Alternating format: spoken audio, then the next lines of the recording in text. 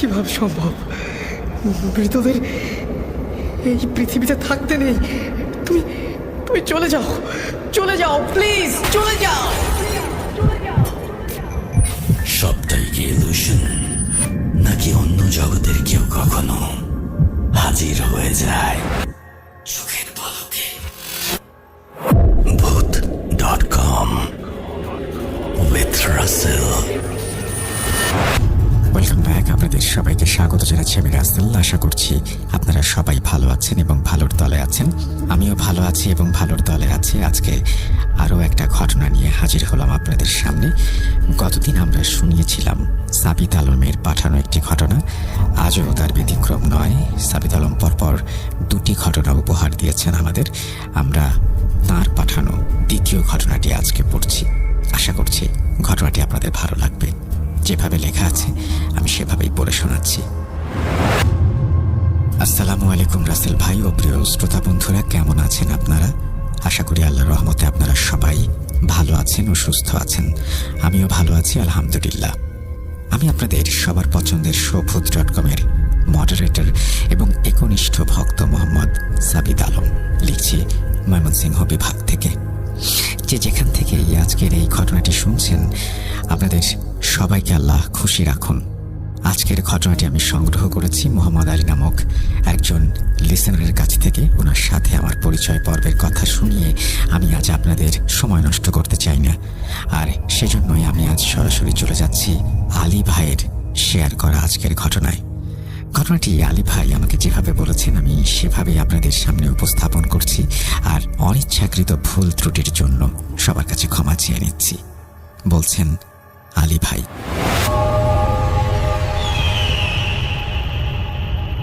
আসসালামু আলাইকুম, আমার নাম আলী।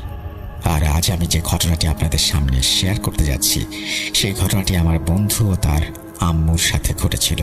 কিন্তু যেহেতু ওনারাই এই ঘটনার মূল দুজন ভুক্তভোগী, সেহেতু এই ঘটনাটি আমি নিজের ভাষাতেই আপনাদের সামনে উপস্থাপন করছি। আমার আজও মনে আছে যে আমি আর সামি ছোটবেলা থেকেই খুব ভালো বন্ধু ছিলাম। আমরা ছোটবেলা থেকে একসাথে কাটিয়েছি, খেলাধুলাও একসাথে করেছি, পড়াশোনাও একসাথে করেছি, এমনকি আমরা চাকরিও একসাথেই করতাম। আমরা যা কিছু করতাম সবই একসাথে। ছোটবেলা থেকেই আমি একটা জিনিস আগে থেকেই জানতাম যে সামির বাড়ি হন্টেড ছিল। তার বাড়িতে শুধু সে আর তার মা থাকতেন। আমি কখনো তার পরিবারের বাকি সদস্যদের বিষয়ে জানতে চাইনি, আর সামিও কখনো আমাকে বলেনি। কিন্তু আমার এখনো মনে আছে যে যখন ছোটবেলায় আমি ওদের বাড়িতে যেতাম তখনই দেখতাম যে তার মা অসুস্থ অবস্থাতেই সবসময় থাকতেন। আমি প্রায়ই দেখতাম যে ওনার চুল এলোমেলো হয়ে আছে। উনি মুখ দিয়ে নানান ধরনের আজব সব আওয়াজ বের করছেন।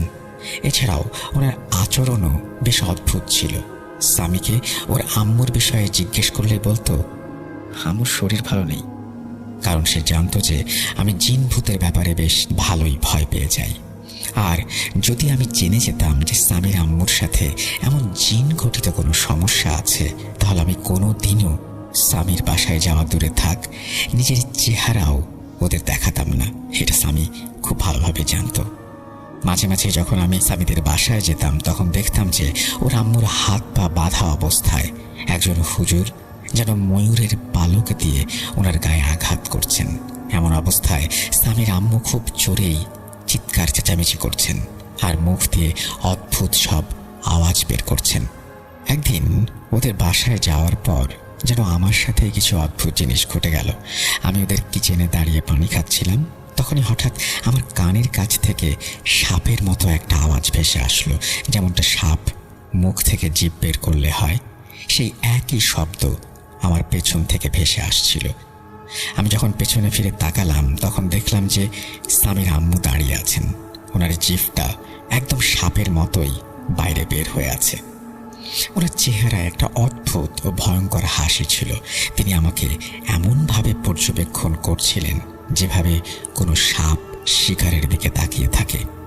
আমার বয়স সে সময় 10-11 বছরের মতো হবে। ভয়ে তখন আমার হাত থেকে পানি ভর্তি গ্লাসটা মাটিতে পড়ে যায়। আমি সেখান থেকে দৌড়ে চলে যাই। এরপর আমার ও স্বামীর দিনগুলো এভাবেই কাটছিল। আস্তে আস্তে একটা সময় আমরা বড় হয়ে উঠলাম।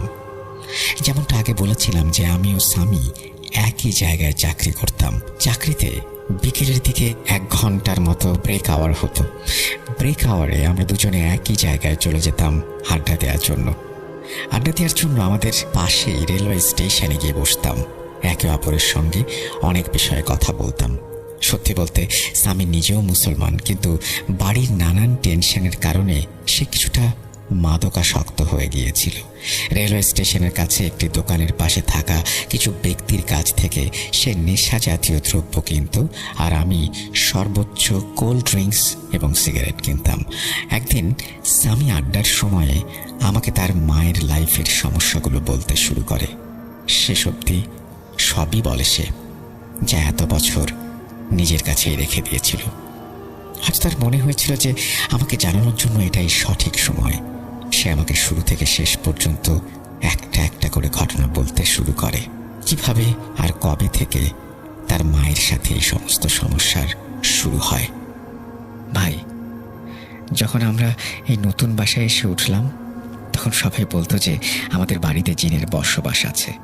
তখন আমার আম্মু একদম ঠিক ছিলেন। একদিন সন্ধ্যায় যখন আমি বাসায় ফিরে এলাম, তখন আম্মুকে কোথাও খুঁজে পেলাম না। এরপর স্বামী বলল যে অনেকটা সময় সে তার আম্মুকে ঘরের ভেতরে খুঁজতে থাকে। একটু পর রান্নাঘরে স্বামী দেখতে পায় যে ওরা আম্মু বসে আছেন আর একা একা কার সাথে যেন কথা বলছেন। দুজনের গলার আওয়াজ শোনা যাচ্ছিল, কিন্তু স্বামীর আম্মুর সাথে যিনি কথা বলছিলেন তাকে দেখা যাচ্ছিল না, অর্থাৎ ইনভিজিবল কোনো একটা এন্টিটির সাথে আম্মু কথা বলছিলেন।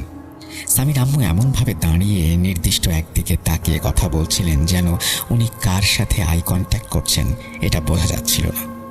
এই দৃশ্য দেখে স্বামী তার আম্মুকে ডাক দিতে যায়, কিন্তু কোনো পাত্তা দেন না তিনি।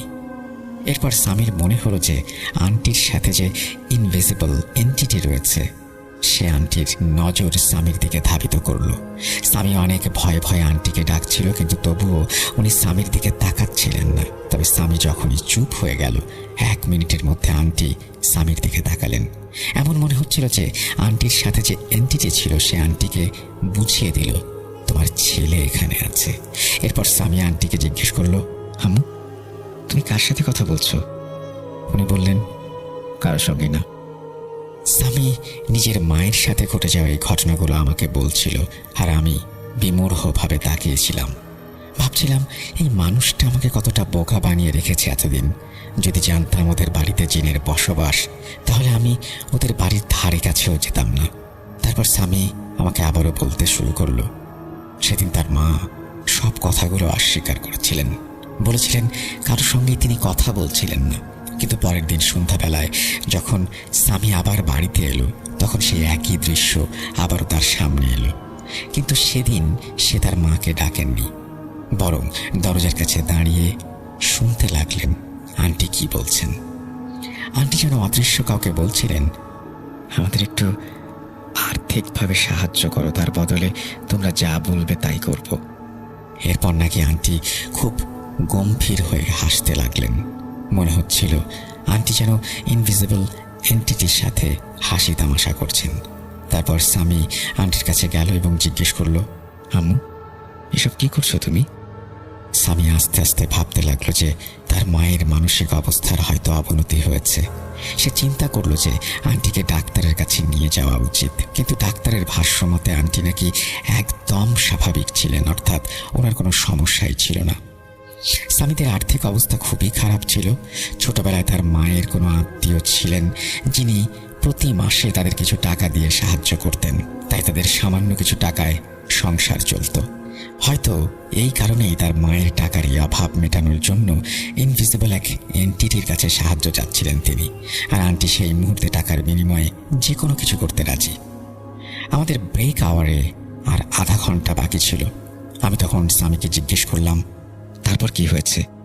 তখন সে বলল যে আমাদের বাড়িতে এরপর থেকে নানান ধরনের অদ্ভুত ঘটনা ঘটতে লাগলো।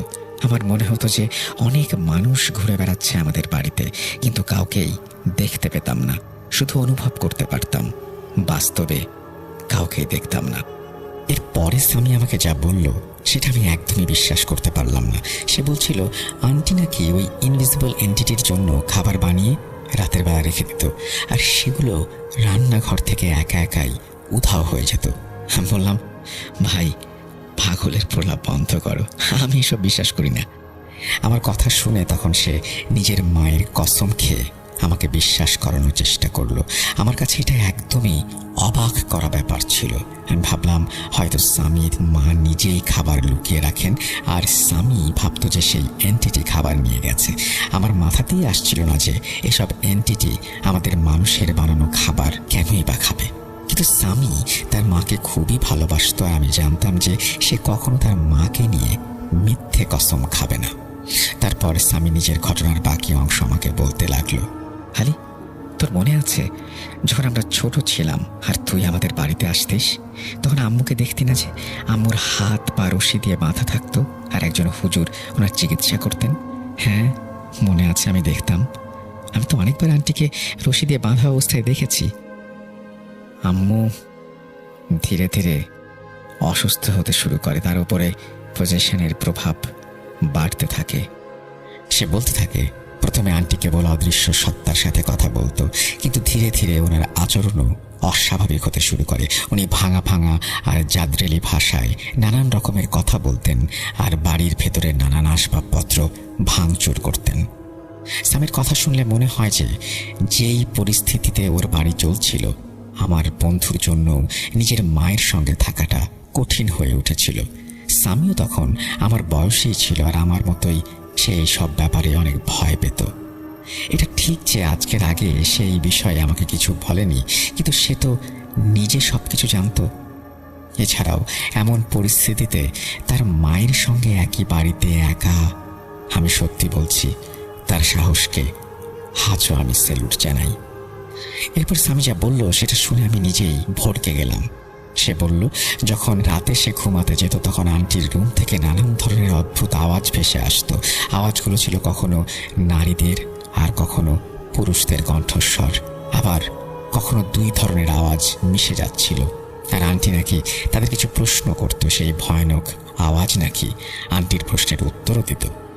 স্বামীর অবস্থা এমন হতো যে সে ভয়ে কাঁদতে শুরু করত, কারণ এই অবস্থায় হেল্প চাওয়ার মতো কেউ ছিল না। আন্টি ছাড়া ও দুনিয়ায় ভীষণ একা। ওই হুজুর সাহেব যখনই ভিজিট করতে আসতেন তখনই উনি কিছু আমল দিয়ে যেতেন। কয়েকদিন বেশ ভালো কাটতো, তারপর আবার সেই খারাপ অবস্থা। এরপর যখন সেই হুজুরকে জিজ্ঞেস করা হয়েছিল কেন আন্টির সাথে এই ঘটনাগুলো ঘটে, উনি বলেছিলেন, বাবা তোমার মায়ের উপরে একই সাথে অনেকগুলো জিনের ছায়া আছে। মনে করতে পারো যে জিনদের একটা গোষ্ঠী তোমার মায়ের উপরে নজর রাখছে। এখন এটা আল্লাহই ভালো জানেন ওই শয়তানগুলো তোমার মা নিজেই দাওয়াত দিয়েছেন নাকি এরা তোমার মার উপরে ভর করেছে। কিন্তু স্বামী যা বলেছিল তা শুনে মনে হয় যে আন্টি সেই এন্টিটিদের কাছ থেকে সাহায্য চেয়েছিলেন, অর্থাৎ সেটা মনে হচ্ছিল যে আন্টি নিজেই হয়তো কিছু রিচুয়াল বা অজিফার মাধ্যমে এদের দাওয়াত করেছিলেন। ওই হুজুর সাহেব স্বামীর আম্মুর চিকিৎসা করছিলেন এবং উনিও স্বামীকে এটা বলেছিলেন, এর কোনো চিকিৎসা নেই, আমি যত জিনকেই ছাড়িয়ে দেই সেগুলো আবার চলে আসে। এরপর হুজুর স্বামীকে একটা সলিউশন দিয়েছিলেন, সেটা ছিল খুব ভয়ানক। স্বামীর বয়স তখন 14 বছর হবে। হুজুর বলেছিলেন যে, বাবা এর একমাত্র চিকিৎসা হলো যে তোমার মা ভুলবশত যে আমলগুলো করেছে, শয়তানদের ডেকেছে যারা তোমার মায়ের উপরে নজর রাখছে, তারা চলে যাবে যদি তোমার মা এই শয়তানগুলোকে অন্য কারো উপরে চালান করে দেয়। এতেই তার মুক্তি। স্বামী হুজুরকে জিজ্ঞেস করেছিল, অন্য কারো উপরে পাঠাবেন কিভাবে, মানে কিভাবে সেটা সম্ভব? এরপর হুজুর সাহেব ডিটেইল স্বামীকে সবকিছু বলেছিলেন। আজ যদি স্বামীর আম্মু সেই জিনদের বলে দেন যে তোমরা আমাকে ছেড়ে আমার ছেলের উপরে চলে যাও, তবেই নাকি এরা আন্টিকে আর বিরক্ত করবে না। তখন স্বামীকে কষ্টটা সহ্য করতে হবে। নিজের মাকে এত কষ্টে থাকতে দেখে সেই সময়ে স্বামী দুঃখজনকভাবে রাজিও হয়ে গিয়েছিল। কিন্তু একটা জিনিসই ছিল যেই কারণে স্বামী কিছুটা ইতস্তত বোধ করছিল, আর সেটা হলো যদি সে এই কাজ করে আর সেই জিনগুলো তার উপরে নিয়ন্ত্রণ পেয়ে যায়, তাহলে চাকরি করবে কে, টাকা রোজগার করবে কে, খাবারের যোগান দেবে কে? যেহেতু আমরা দুজনেই খুব ছোট, প্রায় 11 বা 12 বছর বয়সে পড়াশোনা ছেড়ে দিয়েছিলাম, একটা রেস্টুরেন্টে ওয়েটারের জব করতাম, সেহেতু স্বামীর মুখ থেকে সব শুনে আমি ভাবছিলাম, কি মজা করছে নাকি ছেলেটা, নেশায় ভুলভাল বকছে। আমি ঘড়ির দিকে তাকিয়ে দেখলাম যে আমাদের ব্রেক শেষ হয়ে গেছে, তবে পুরোপুরি না, 15 মিনিট বাকি। আমি স্বামীকে বললাম, তাড়াতাড়ি বাকি কাহিনী বলো, তারপর আমরা কাজে ফিরে যাব। কিন্তু এবার সে ভয়ে যেন একদম চুপ হয়ে গেল। আমি বাকি ঘটনা শোনার জন্য জিদ করতে শুরু করলাম। সে বলল, আলী ভাই, তারপর যা কিছু হলো সেটা আমি বর্ণনাও করতে পারছি না। স্বামীর কথা শুরু করার সাথে সাথেই রেস্টুরেন্ট থেকে ম্যানেজারের কল চলে এলো। আমরা ফিরে গেলাম। ঘটনা অসম্পূর্ণ রয়ে গেল। যদিও রাতে ফেরার সময়ও আমরা একই সাথে থাকতাম, কিন্তু রাতের বেলায় সব ঘটনা আমি শুনতে পারতাম না ভয়ের কারণে। কিন্তু পরের দিন বাকি অংশ শোনার জন্য আমার উৎকণ্ঠা খুবই বেশি ছিল, কারণ জানতে ইচ্ছে করছিল যে এরপরে কি হয়েছিল। কারণ সে আর যাই শেয়ার করুক, এসব শোনার আগে আমি অনেকবার ওদের বাড়িতে গিয়েছিলাম।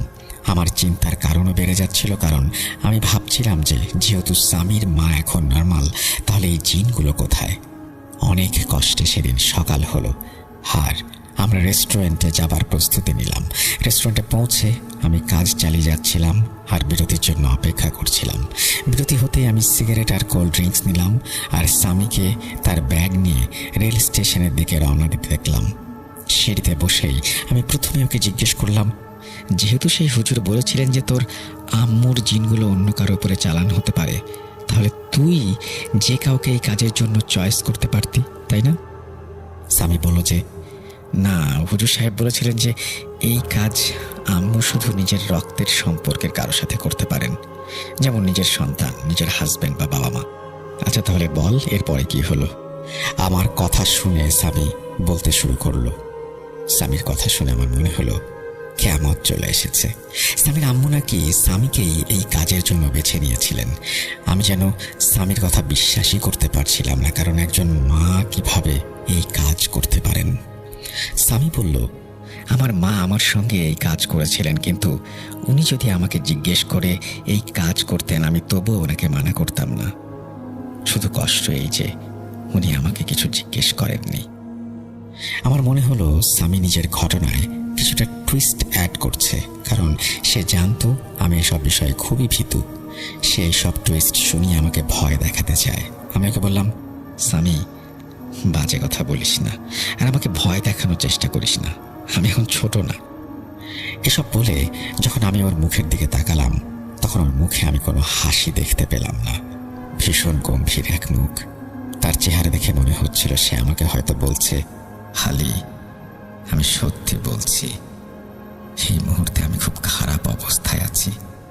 এরপর স্বামী বলল, তুই জানিস না রাতের বেলা আমার সঙ্গে কি কি ঘটে, ওই শয়তান কিভাবে আমাকে হেনস্থা করে।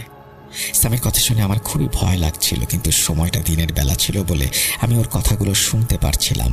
আমি ওকে এরপর বললাম, আমার তো মনে হয় তুই একদম নর্মাল, কারণ আজ পর্যন্ত তোর সঙ্গে এমন কিছু আমি হতে দেখিনি।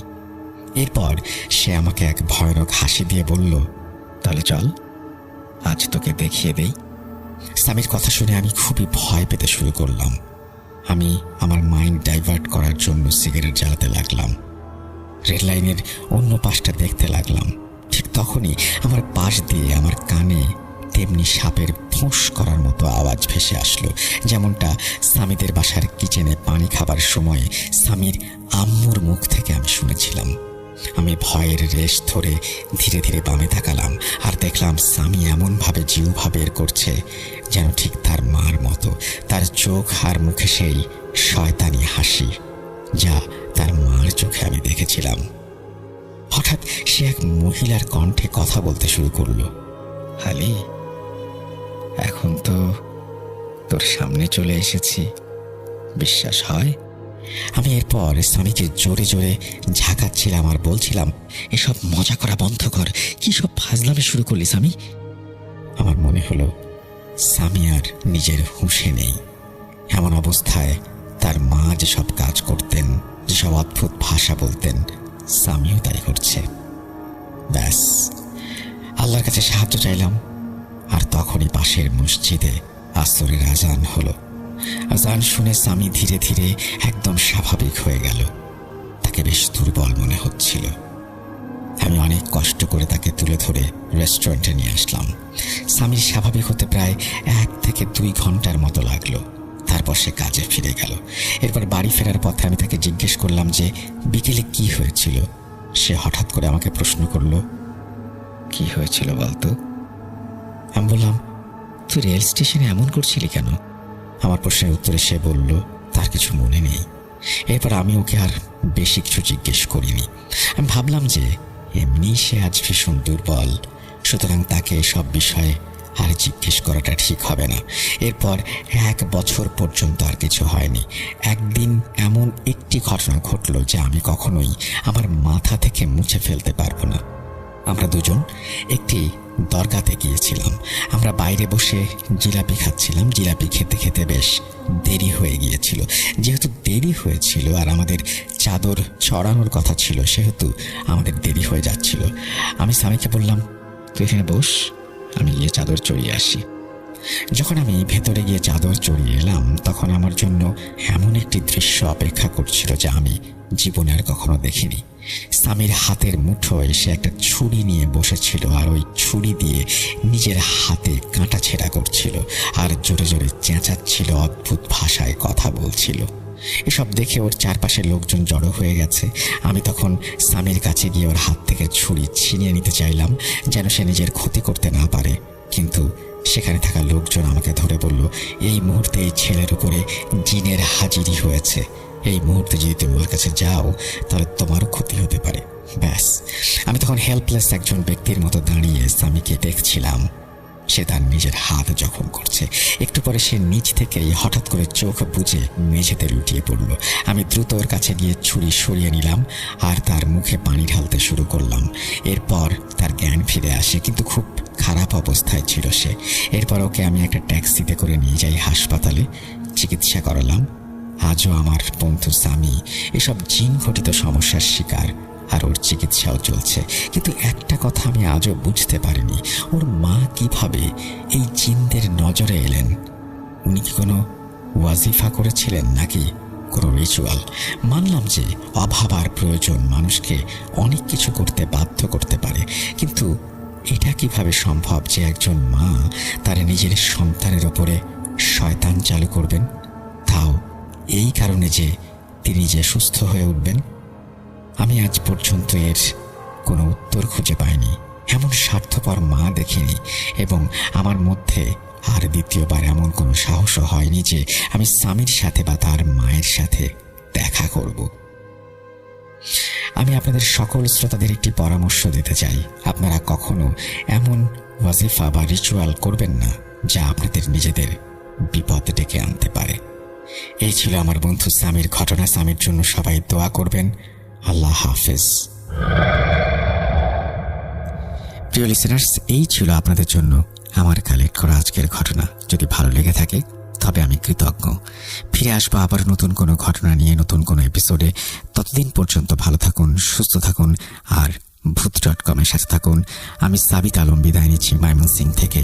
আল্লাহ হাফেজ। এই বলে তিনি তার ঘটনা শেষ করেছেন। যদি ঘটনা ভালো লাগে অবশ্যই আমাদের জানাবেন।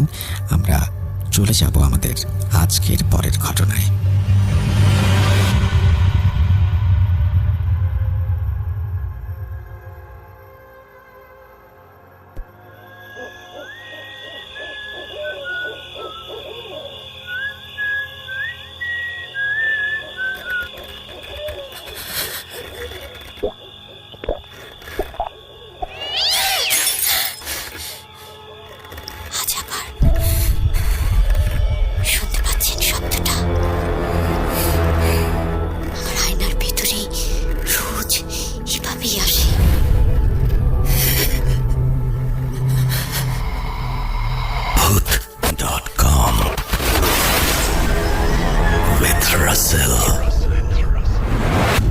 Welcome back. আপনাদের সবাইকে স্বাগত জানাচ্ছি আমি রাসেল। আশা করছি আপনারা সবাই ভালো আছেন এবং ভালোর দলে আছেন।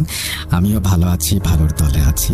আর এই মুহূর্তে আমরা অডিও ক্লিপে যাব। আশা করছি আমাদের অডিও ক্লিপটি প্রথম থেকে শেষ পর্যন্ত আপনাদের ভালো লাগবে, শুনবেন আশা করব।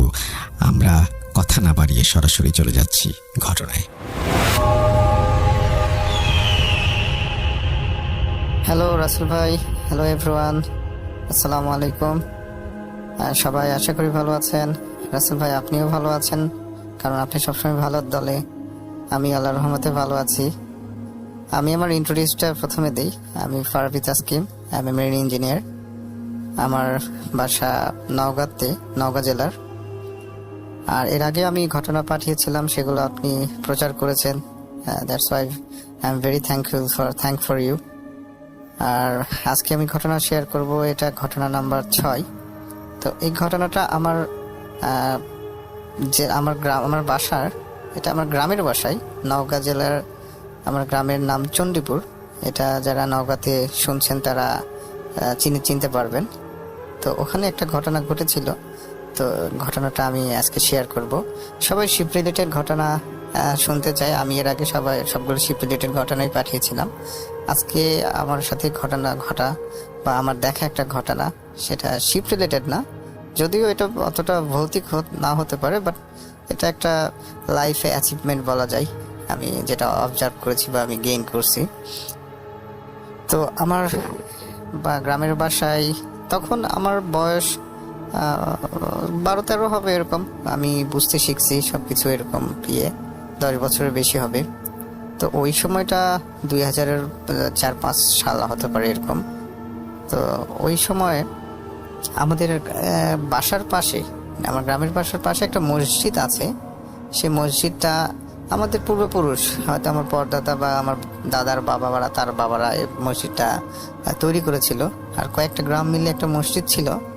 হ্যাঁ, আর আমাদের গ্রামটা শহর থেকে বেশি দূরে না, মাত্র 2 থেকে 3 কিলোমিটার দূরে। তো সেটা একবারে রুরাল এরিয়ার গ্রাম বলা যায় না, এটা ওয়ান কাইন্ড অফ মফস্বল শহরই বলা যায়। তো এনিওয়ে, তারা একটা মসজিদ করেছিল। আর এই মসজিদ রিলেটেডটাই ঘটনা। তো মসজিদটা যখন তৈরি করে তখন ওই সময় গ্রামের আর্থিক অবস্থা সবার অতটা ভালো ছিল না। তো যেভাবে পারে হেল্প করে মসজিদটা তৈরি করেছিল। হ্যাঁ, তখন দিন যায়, তখন মসজিদের মানুষের সংখ্যা বাড়ে, মুসল্লির সংখ্যা বাড়ে। আর মসজিদটা যখন করেছিল আমাদের পূর্বপুরুষরা, তখন মসজিদের আশেপাশে কিছু গাছ লাগিয়েছিল। গাছগুলো ভেরি এক্সপেন্সিভ, এখনকার সময় আরও বেশি। মেহগনি, তারপরে বট গাছ, আমের গাছ। হ্যাঁ, তো মসজিদটাও যত বয়স হতে শুরু করে, গাছগুলোও বয়স অ্যাডাল্ট হতে শুরু করে। তো এক সময় যখন দেখা গেল মুসল্লির সংখ্যা বেশি হয়ে যায়, তো মসজিদটা সংস্কারের একটা বিষয় হয়ে দাঁড়ায়।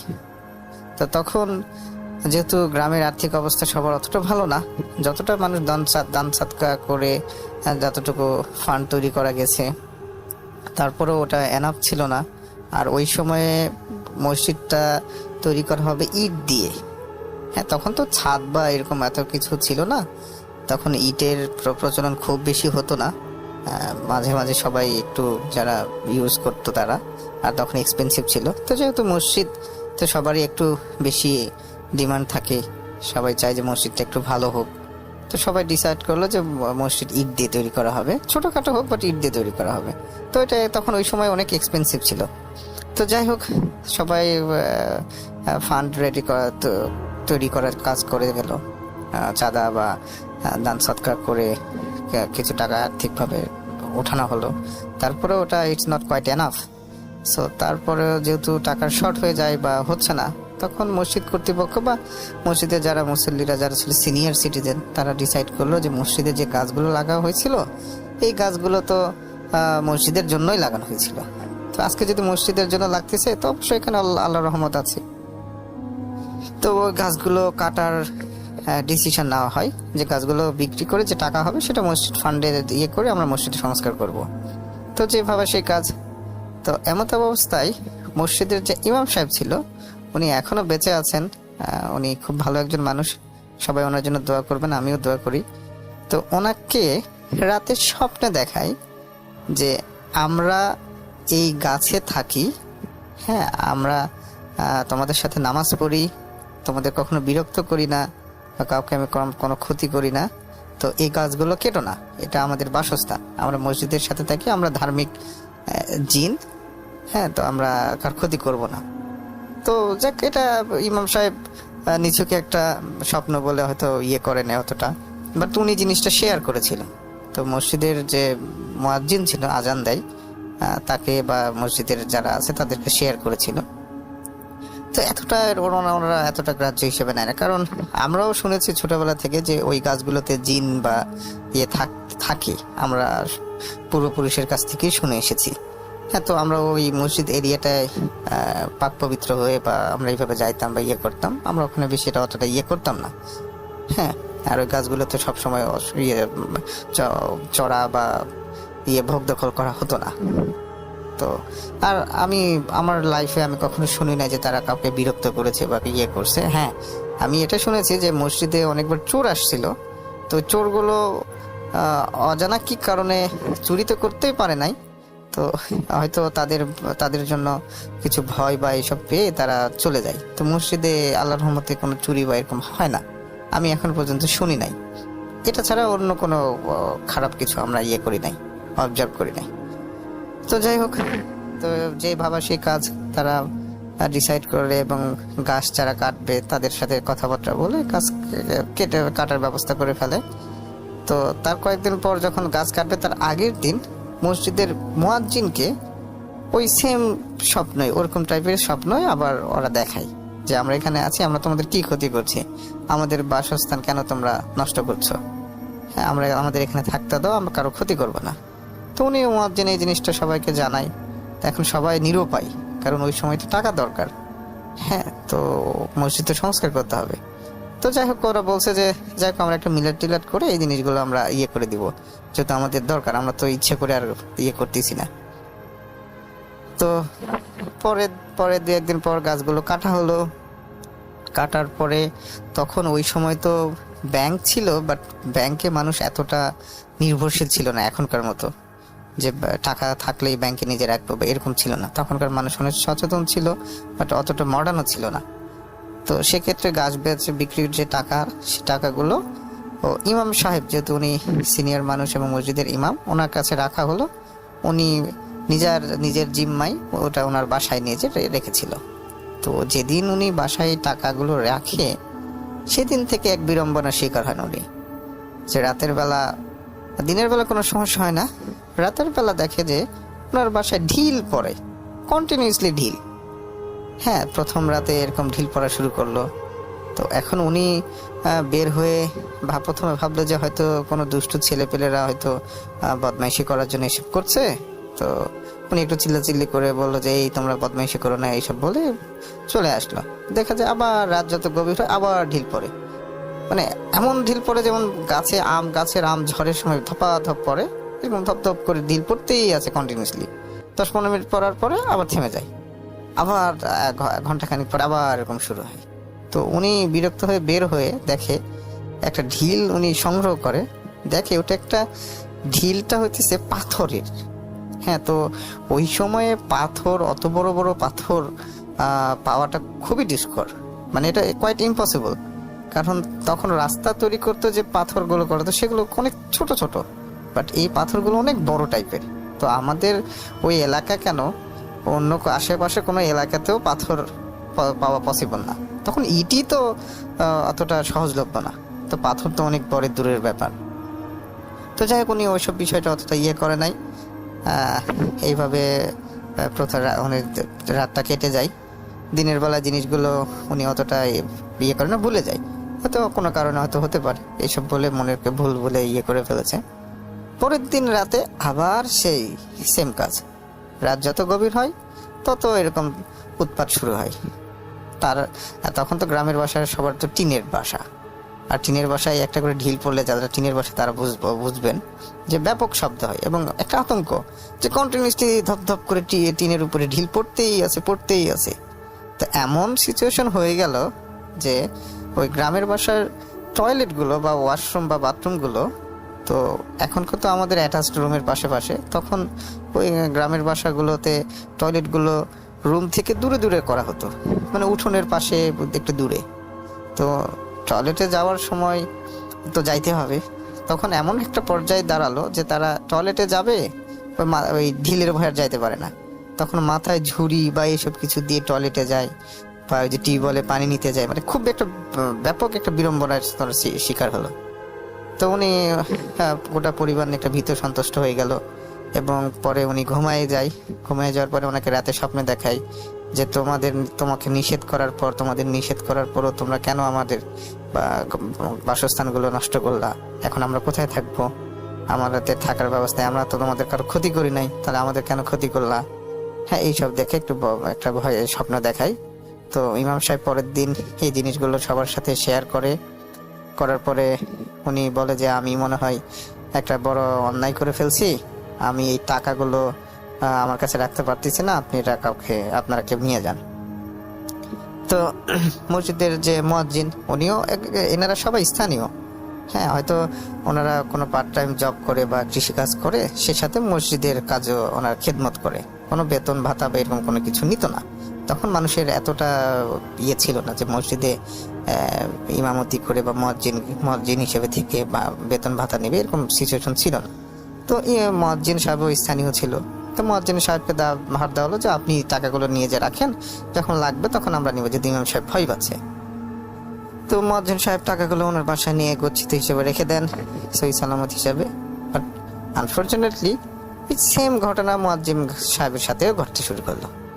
এবং যেহেতু উনি যে জিনিসটা জানছে, তো উনি একটু সাহস করে থাকছে, 1 দিন 2 দিন 3 দিন, এরকম 3-4 দিন যখন যায়, তখন দিনের পর দিন উৎপাত আরো বেশি হতে শুরু করে। হ্যাঁ, তো এমন পর্যায়ে উনি প্রচন্ড বিরক্ত হয়ে যায় এবং পরিবারের সবাই ভয় পেয়ে যায় যে এরকম কন্টিনিউসলি এরকম রাতের বেলা, এটা তো আসলে একটা ভয় পাওয়ারই বিষয়। তো তখন উনি অপারগ হয়ে সবাইকে বলে যে আমি টাকা রাখতে পারছি না, আপনার টাকাগুলো নিয়ে যান। তো যাই হোক, এখন টাকাগুলো তো আর কেউ নিতে চাচ্ছে না। তখন ওই টাকাগুলো বাধ্য হয়ে ব্যাংকে রেখে আসা হয়। হ্যাঁ, রেখে আসার পরে তখন সবাই মিলে একটা ডিসিশন নেওয়া হয় যে যেহেতু আমরা মসজিদের জন্য করছি, আমরা একটা মিলাদ দেই, মিলাদ দিলে হয়তো ভালো হয়ে যাবে ইনশাল্লাহ। তো একটা মিলাদ দেওয়া হয়। মিলাদ দেওয়ার কয়েকদিন কিছু হয় না, এদিকে মসজিদের কাজ চলছে। তো একদিন এক মুসল্লিকে আবার স্বপ্ন দেখাই যে এরকম ওই সেম টাইপেরই স্বপ্ন আবার আরেক মুসল্লিকে দেখে। উনি আবার এসে পরের দিন শেয়ার করে যে আমিও তো এরকম স্বপ্ন দেখলাম, ওরা তো এখনো আমাদের উপরে ক্ষিপ্ত। তো এমত অবস্থায় কি করা হবে? তো এটা সবাই নিয়ে খুবই চিন্তিত হয়ে পড়ে। তো পরে সবাই একটা ডিসাইড করে যে যাই হোক, আমরা তো একটা ভুল করে ফেলেছি, আর এটা আমরা তো ইচ্ছাকৃত করি নাই। তো সেক্ষেত্রে আমরা তাদের কাছে ক্ষমা চেয়ে আমরা তাদের বাসস্থান তো যেহেতু ভেঙে নষ্ট করে ফেলছি, আমরা তো আর করে দিতে পারবো না, বাট আমরা ওখানে কিছু গাছ লাগাই, যাতে ওই গাছগুলো বড় হলে ওনারা থাকতে পারে আর আমাদের হয়তো ডিস্টার্ব করবে না। যদিও তারা ভালো জিন, তারা আমাদের ডিস্টার্ব করে না কখনো, তো করবে না আশা করি। তো সেই হিসাবে একটা মিলাদ দেওয়া হয়। দেওয়ার পরে কিছু গাছ লাগানো হয়। লাগানোর পরে তাদেরকে জানানো হয় যে আমরা যা করেছি, আমরা আবার তোমাদের জন্য গাছ লাগাইছি, এই গাছগুলো বড় হোক বা তোমরা চাইলে এখানে থাকতে পারো, আমাদের কোনো অসুবিধা নাই। তো এইসব বলে তাদের কাছ থেকে একটা করা হয়, মিলাদ করা হয়। হ্যাঁ, তো এরপরে ওই ঘটনাটা ওখানেই শেষ হয়ে যায়। পরে আর কখনো এই কিছু আর ঘটে নাই। আর মসজিদটা এখনো আছে, আরো কয়েকবার সংস্কার করে আরো বড় করা হয়েছে। আর ওখানে যে এরকম উপস্থিতি আছে, এটা আমিও একবার টের পেয়েছিলাম। এটা আমার সাথে ঘটেছিল যখন আমি ছোট, আমার তখনও বুদ্ধি হয়েছে। তো ওই মসজিদের সামনে একটু ফাঁকা জায়গা ছিল। তো মসজিদের তখন টিনের মসজিদ ছিল, আর টিনগুলো অনেক নিচা টাইপের ছিল। হ্যাঁ, তো আমরা ওই মসজিদের সামনে একটু ক্রিকেট খেলতাম। তো ক্রিকেট খেলতে অনেক সময় বল জেট মসজিদের টিনের উপরে আটকে যেত। তো আমি একবার ছোট, অতটা বুঝি নাই, তো আমাদের সবাই সাবধান করে যে মসজিদের আশেপাশে কেউ প্রস্রাব করবা না বা এরকম কিছু করবা না। হ্যাঁ, সবসময় পাক পবিত্র হয়ে থাকবা মসজিদের ভিতরে গেলে। তো ছোট মানুষ, আমি তত বুঝি নাই। তো খেলতে খেলতে মসজিদের সাইডে যে আমি আনফর্চুনেটলি একটু প্রস্রাব করে আসি। মসজিদের বাইরে যে ওই মসজিদের বাউন্ডারি এরিয়াটা অনেক বড়, মসজিদের মেন বাউন্ডারির বাইরে যে বাট আসার পরে তখন তো ছোট মানুষ, অতটা পবিত্রতা রাখার অতটা ইয়ে ছিল না, মাথার ভিতর কাজ করে নাই। তো আসার পরে বলটা ওই টিনের উপরে আটকে যায়। তো টিনটার ইয়েটা ছোট হওয়ায় আমরা সবাই কয়েকজন মিলে আমাকে উঠাই দেয় যে বলটা নামাই নিয়ে আসে। তো আমি বলটা যখন নামাই নিয়ে আসি, নামার বল ফেলে দেই, তারপর ওখান থেকে লাফ মারলে 1 থেকে 1.5 ফিট এরকম হাইট হবে। এটা আমাদের তখন ছোট বাচ্চা, ওরকম দুরন্ত বাচ্চাদের কাছে এরকম কোনো ব্যাপারই ছিল না। তো আমি লাফ দেওয়ার যখন প্রস্তুতি নিচ্ছি, যখন থেকে লাফ দিয়ে নেমে যাব, তখন আমি রাসেল ভাই, আমি still now I can feel যে পেছন থেকে কেউ আমাকে এরকম একটা ধাক্কা দিয়েছে। হ্যাঁ, আমি এখনো ফিল করতে পারি। তো ধাক্কা দেওয়ার পরে আমি নিচে পড়ে যাই এবং হঠাৎ করে অপ্রস্তুতভাবে পড়ে যাওয়ার জন্য আমার প্রচণ্ড লাগে। আর তখন আমার নিঃশ্বাস অনেক কাইন্ড অফ বন্ধ হয়ে যাওয়ার মতো হয়। তো সবাই এরকম চিল্লাচিল্লি করতে, আমার দাদা উনি মারা গেছেন, আল্লাহ ওনাকে বেহেশতে নসিব করুক। তো দাদা দৌড়ে আসে, এসে আমাকে মাথায় পানি টানি দেয়, দিয়ে করে দিয়ে বলে যে কি করছো, কি হয়েছে। তখন আমি বললাম যে এরকম এরকম আমাকে পিছনে কেউ ধাক্কা মারছে। তখন দাদা বুঝতে পারছে, দাদা বলতেছে তুমি কি করছো। তখন আমি বললাম যে আমি তো এরকম এরকম প্রসাব করে আসছি, ভেতরে আসছি, আমি পবিত্র হয়ে আসি নাই। তখন দাদা একটু আমাদের বকাঝকা করলো, দিয়ে সবাইকে বললো যে তোমরা এই মসজিদে আসলে বা এরকম করলে কখনো অপবিত্র হয়ে আসবে না। আর আমরা ছোটবেলা থেকেই ওই জিনিসটা জানতাম যে মসজিদের এরকম আছে।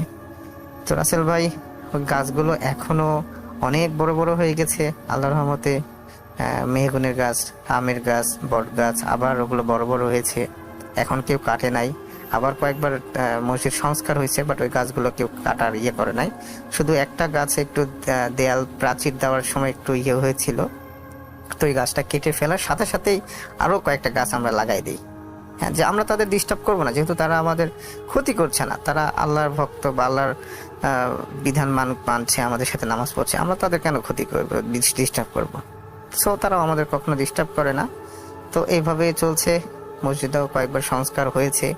তো সবার কাছে দোয়া প্রার্থী যে আমাদের মসজিদটা আরো ভালোভাবে সামনের দিকে আগে যাক।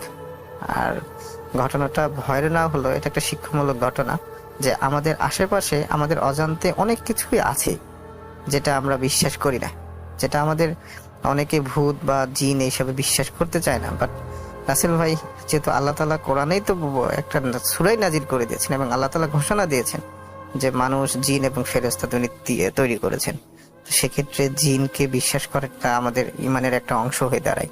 তো আমি বিশ্বাস করি, আর এটা বিলিভ করাটা উচিত। জিন আছে, কিছু ভালো আছে, কিছু খারাপ আছে। তো যাই হোক রাসেল ভাই, এটা ছিল আমার ঘটনা, যদিও ভয়ের না হোক, এটা একটা শিক্ষামূলক ঘটনা। আশা করি সবার ভালো লাগছে। এরপর আবার কোনো ঘটনা নিয়ে আপনাদের সাথে উপস্থিত হব ইনশাল্লাহ। সবাই আমার জন্য দোয়া করবেন। আল্লাহ হাফেজ।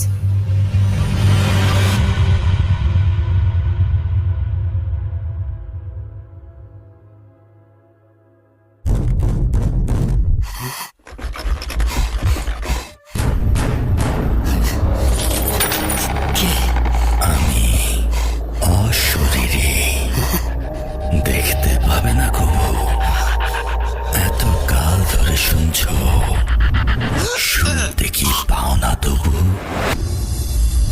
Voot.com, The Fear Returns with Russell. Welcome back. আপনাদের সবাইকে স্বাগত জানাচ্ছি, আমি রাসেল। আশা করছি আপনারা সবাই ভালো আছেন এবং ভালোর তলে আছেন। আমিও ভালো আছি, ভালোর তলে আছি। কথা না বাড়িয়ে আমরা সরাসরি চলে যাব আমাদের আজকের দ্বিতীয় ঘটনায়। যেভাবে লেখা আছে আমি সেভাবেই শুরু করছি। আসসালামু আলাইকুম রাসেল ভাই, আশা করি ভালো আছেন, কেননা আপনি সবসময় ভালোর দলে। আমি নাবিল জামালপুর থেকে বলছি। সবসময়ই ভূত.com-এর সাথে ছিলাম, শুনে আসছি, সামনেও শুনে যাব। তো এতদিন শুধু অন্যের ঘটনা শুনেছি, ভয় পেয়ে এসেছি। রিসেন্টলি আমার একটি ঘটনাও আপনার কণ্ঠে শুনিয়েছেন যা আমার খুবই ভালো লেগেছে। তবে একটা জিনিস খারাপ লেগেছে, আমার আগের ঘটনাটি পাঠানোর প্রায় বছর খানেক পর সেটা সিলেক্টেড হয়। যাই হোক, তারপরে তিনি তার ঘটনা লিখেছেন এবং আমি বলি আপনার আগের ঘটনাটি অনেক দেরি করে আমরা সিলেক্ট করলেও এই ঘটনাটি খুব দ্রুতই আমরা সিলেক্ট করছি, কারণ আপনি এটি পাঠিয়েছেন 15ই জুন। চলুন শুরু করা যাক। আমার খুবই কাছের বন্ধু প্রাণ, তার এক দুঃসম্পর্কের মামা ছিল যার নাম ছিল সুমন। তার সাথে মাঝে মাঝেই রাস্তায় দেখা হতো। তিনি খুবই হাস্যোজ্জ্বল মানুষ ছিলেন, বলতে গেলে খুবই মজার মানুষ আর কি। সবার সাথেই মজা করে বেড়াতেন সব সময়। তার বাড়ি ছিল নদীর পাড়ে, যা আঞ্চলিক ভাষায় আমরা চর বলে থাকি। তো একদিন আমি আর প্রাণ প্রায় রাত 1টায় বের হয়েছিলাম একটু হেঁটে ঘুরে বেড়াতে। তো প্রতিবারের মতো সুমন মামার সাথে সে রাতেও দেখা হয়ে যায় রাস্তায়। তিনি তখন বাড়ির দিকে যাচ্ছিলেন। তো মজার ছলেই মামাকে বললাম, মামা এত রাতে বাড়ি যাচ্ছেন, শয়তান তো ঘাড় মটকাবে। মামা একটু রেগে গিয়েই বললেন, এত রাতে এই সমস্ত শয়তানি কথাবার্তা বলো না তো।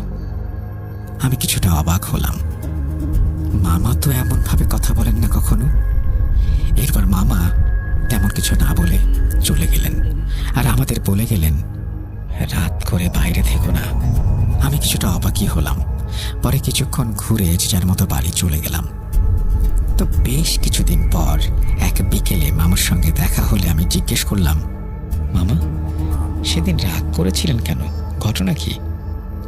তখন মামা বলেন, আসো আলাপ করি। একে তো রাত করে বাইরে ঘুরছো, তার মধ্যে শয়তান নিয়ে ফাজলামি করছো, এটা ঠিক না। তুমি কি জানো শয়তান নিয়ে নদীর চরে কি হয়েছে আমার সাথে? না তো মামা, কি হয়েছে বলেন তো। তাহলে শোনো এই কাহিনী, সত্যি কাহিনী।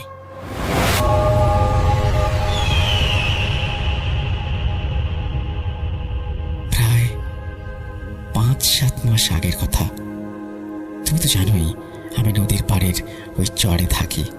আমার মাছ মারার নেশাও কিন্তু অনেক। তুমি হয়তো জানো না, কিন্তু তোমার বন্ধু প্রাণ ও ভালো করে জানে। তো নদী শুকিয়ে গেলেই আমরা মাছ মারি। সারাদিনই মাছ মারতাম। আগে মাঝে মাঝে রাত করেও সেই নদীর চরে যেতাম। তো সেই দিন রাতে এক ঘটনা ঘটে গেল, আর সেটি শয়তান নিয়ে। আর এই জন্যই শয়তান নিয়ে এই হাসি ঠাট্টা করাটা আমি একদম পছন্দ করি না। তো কি কাহিনী হয়েছে শোনো। তোমার বন্ধু থাকলে আরো ভালো হতো, একসাথে শুনতে পারতে। সেদিন বিকেলে বড়শি নিয়ে মাছ মারতে গিয়েছি নদীতে, ওই পাড়ে শ্মশানের দিকটায়। তো বিকেলে আমি মাছ মারার জন্য ভালোই মাছ পাচ্ছিলাম। তা সবকিছু বাদ দিলেও 3-4 কেজি তো হবেই। মাছ মারতে মারতে কখন যে বিকেলে শেষ হয়ে সন্ধে হয়ে গেছে টেরও পাইনি। তো আমার কাছে সেই দিন একটা টর্চ লাইট থাকায় আমি চিন্তা করলাম আরও কিছুক্ষণ বসি, তাহলে আরও 1-2 কেজি মাছ পাবো। তো আরও বেশ কিছুক্ষণ বসে দেখি ভালোই মাছ পাচ্ছি। পরে চিন্তা করলাম আজকে রাত্রে মাছ পাবো ভরপুর। তাই মনে মনে চিন্তা করলাম যে রাত 12টায় খেয়ে দিয়ে বড়শি নিয়ে মাছ ধরতে আসবো, কারণ রাতের বেলাতেই বেশি মাছ ওঠে বড়শিতে। এই ভাবনা নিয়েই যে মাছ পেয়েছিলাম তা নিয়ে বাড়ির দিকে রওনা দিলাম। বাড়িতে গিয়ে মাছগুলো তোমার মামির হাতে দিয়ে গোসল করে যে একটা ভাত খেয়ে একটু বিশ্রাম নিয়ে মনে মনে চিন্তা করলাম, যাই নদীর পাড়ে গিয়ে দেখি এবার কেমন মাছ পাই। সময় তখন রাত 12টা। আমি একাই নদীর দিকে রওনা হলাম, বড়শি টর্চ এগুলো সাথে নিয়ে। আমি নদীর ওই দিকটা গিয়েছিলাম, ওই দিকটা মানে শ্মশানের দিকটা আর কি। হাঁটু সমান পানি পার হয়ে বসলাম ওই চরটাতে। পরে বড়শি দিয়ে মাছ মারতে মারতে ভালোই মাছ পেলাম। হঠাৎ আর মাছ পাই না তো পাই না। প্রায় আধা ঘন্টা পর একটা বড় মাছ টোপ খিলে উঠল আমার বড়শিতে। দেখি ভালোই বড়, কিন্তু অদ্ভুত ব্যাপার হলো মাছটা একদম শান্ত। মনে হচ্ছে মাছটা নড়ছে না আমার বড়শিতে। তাছাড়া মাছটা দেখতে যেমন ছিল, মাছটার লেজ ছিল না, আর চোখগুলো টকটকে লাল। আমি দেখে পুরোই অবাক, আরে এটা আবার কি? অন্যদিকে খুশিও, একটা বড় মাছ পেয়েছি এটা ভেবে। তবে সব আমলে না নিয়ে মাছটা ঝাঁপিতে রেখে আমি আবার টোপ ফেলি। প্রায় কিছুক্ষণ পর আমার টোপে আবার টান লাগে।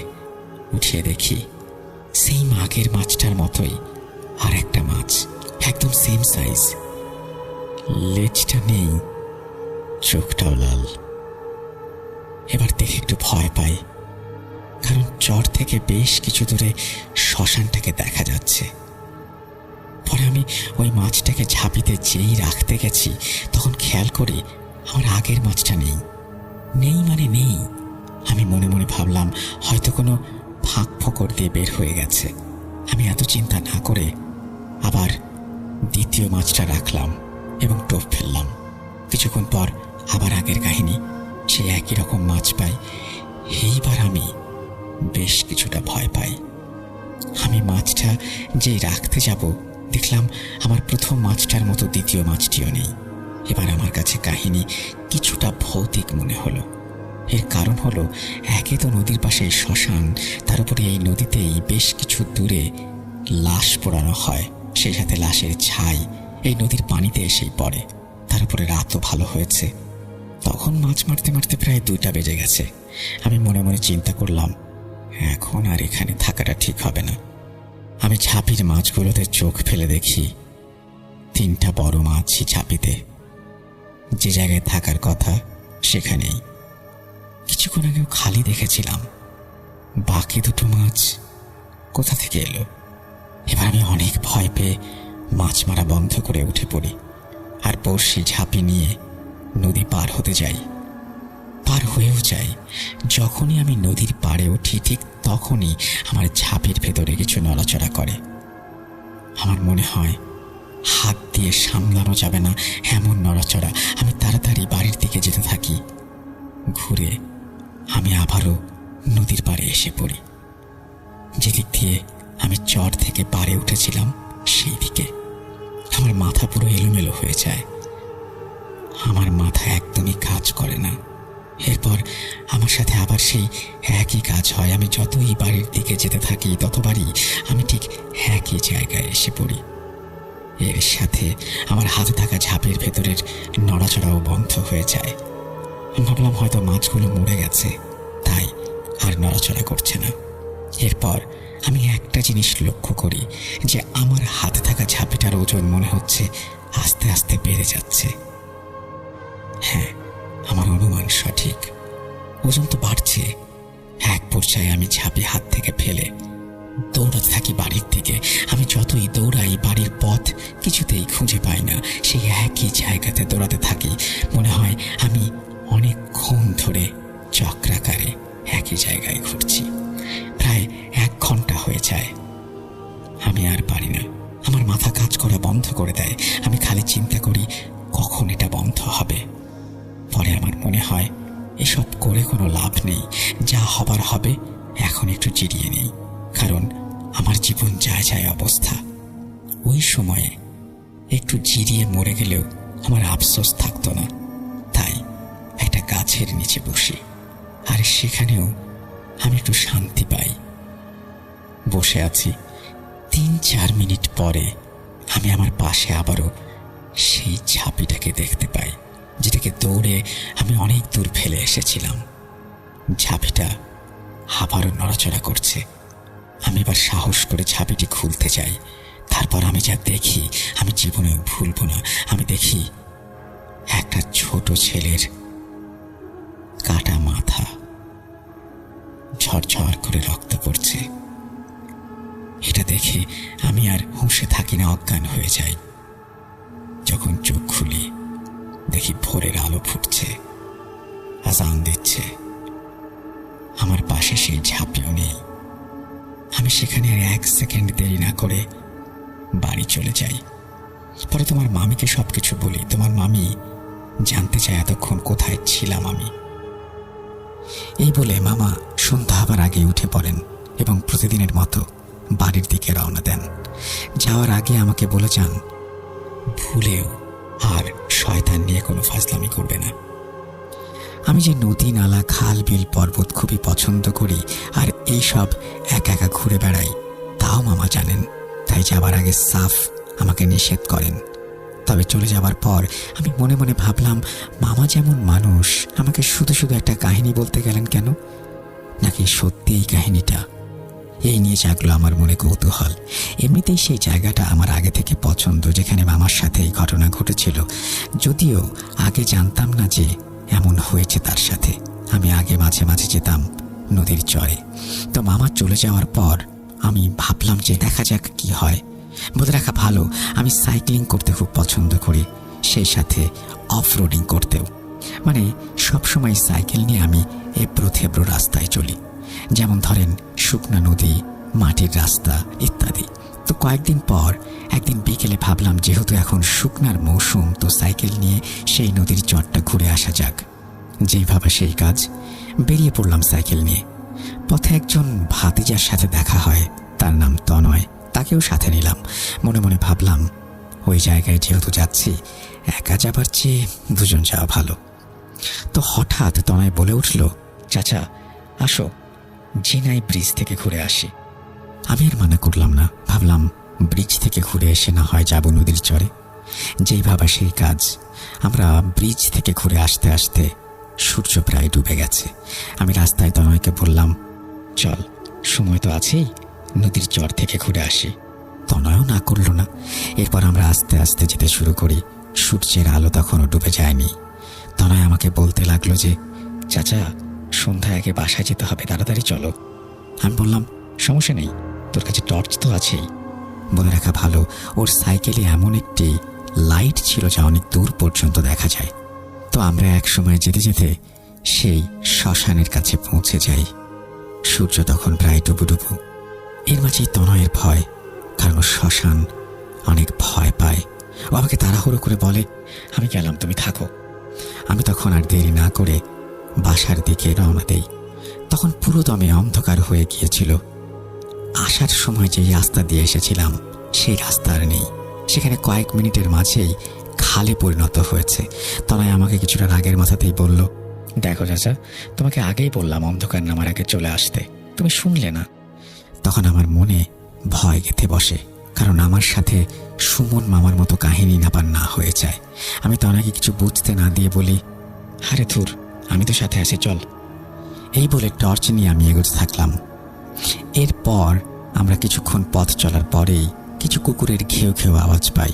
তখন অবশ্য শব্দটা কম ছিল, কারণ কুকুরগুলো আমাদের থেকে অনেকটা দূরে ছিল। তবে আমরা আরও কিছু দূর যাওয়ার পর আওয়াজটা বাড়তে থাকে।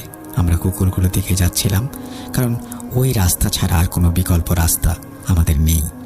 এরপর আমরা যখন আরও কাছে যেতে থাকি, তখনই আমরা আনুমানিক, আমি ভুল না হলে 4 থেকে 5টা কুকুর দেখতে পাই। তবে ভয়ের বিষয় হলো যে এমন কুকুর আমরা এর আগে কখনো দেখিনি মাঝ নদীতে, যেখানে কুকুর থাকার কোনো কথাই নয়। আর সেখানে এতগুলো কুকুর, তাও অস্বাভাবিক বড় আকৃতির। আমরা এই দেখে সাইকেল রেখে দৌড় দিতে নিয়েছিলাম, কারণ শুকনো নদীর রাস্তা ছিল এবড়ো খেবড়ো। সাইকেল চালিয়ে যাওয়াটা খুবই কষ্টসাধ্য। সে সাথে আরও একটা জিনিস লক্ষ্য করেছিলাম যে কুকুরগুলো কিছু একটা নিয়ে নিজেদের মধ্যে মারামারি করছে। আমরা ভেবেছিলাম হয়তো খাবার হবে।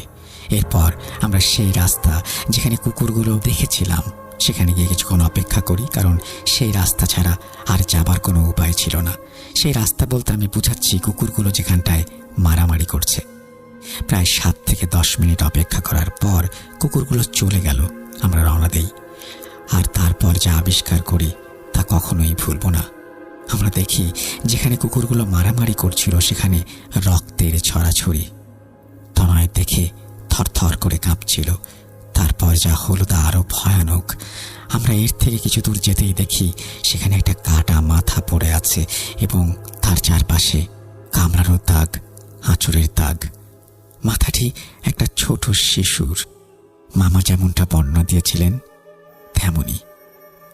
পরে মনে মনে ভাবি, মামা সত্যিই বলেছিলেন নদীর চরে কিছু একটা তো আছেই। আমি আরও মামার ঘটনা হালকাভাবে নিয়েছিলাম, তবে আমার সাথে প্রায় একই ঘটনা ঘটার পরে বুঝতে পারলাম শয়তানের মোহ বলে কিছু একটা আছে ভাই। এই বলে তিনি তার ঘটনা শেষ করেছেন এবং তারপরে তিনি আরও অনেক কিছু লিখেছেন। মামার অংশটি তিনি আঞ্চলিক ভাষায় লিখেছিলেন, আমি এটা শুদ্ধ ভাষায় বা প্রমিত ভাষায় পড়েছি। এই জন্য আপনার কাছে আগেই ক্ষমা চেয়ে নিচ্ছি, এটা সবার বোঝার সুবিধার্থেই আমাকে পড়তে হয়েছে এবং আমার মনে হয় যে আপনার এই ঘটনাটি সবার ভালো লাগবে। যদি ভালো লাগে আপনার মতো আমি অনেক বেশি খুশি হব। আমরা চলে যাচ্ছি আমাদের পরবর্তী ঘটনায়।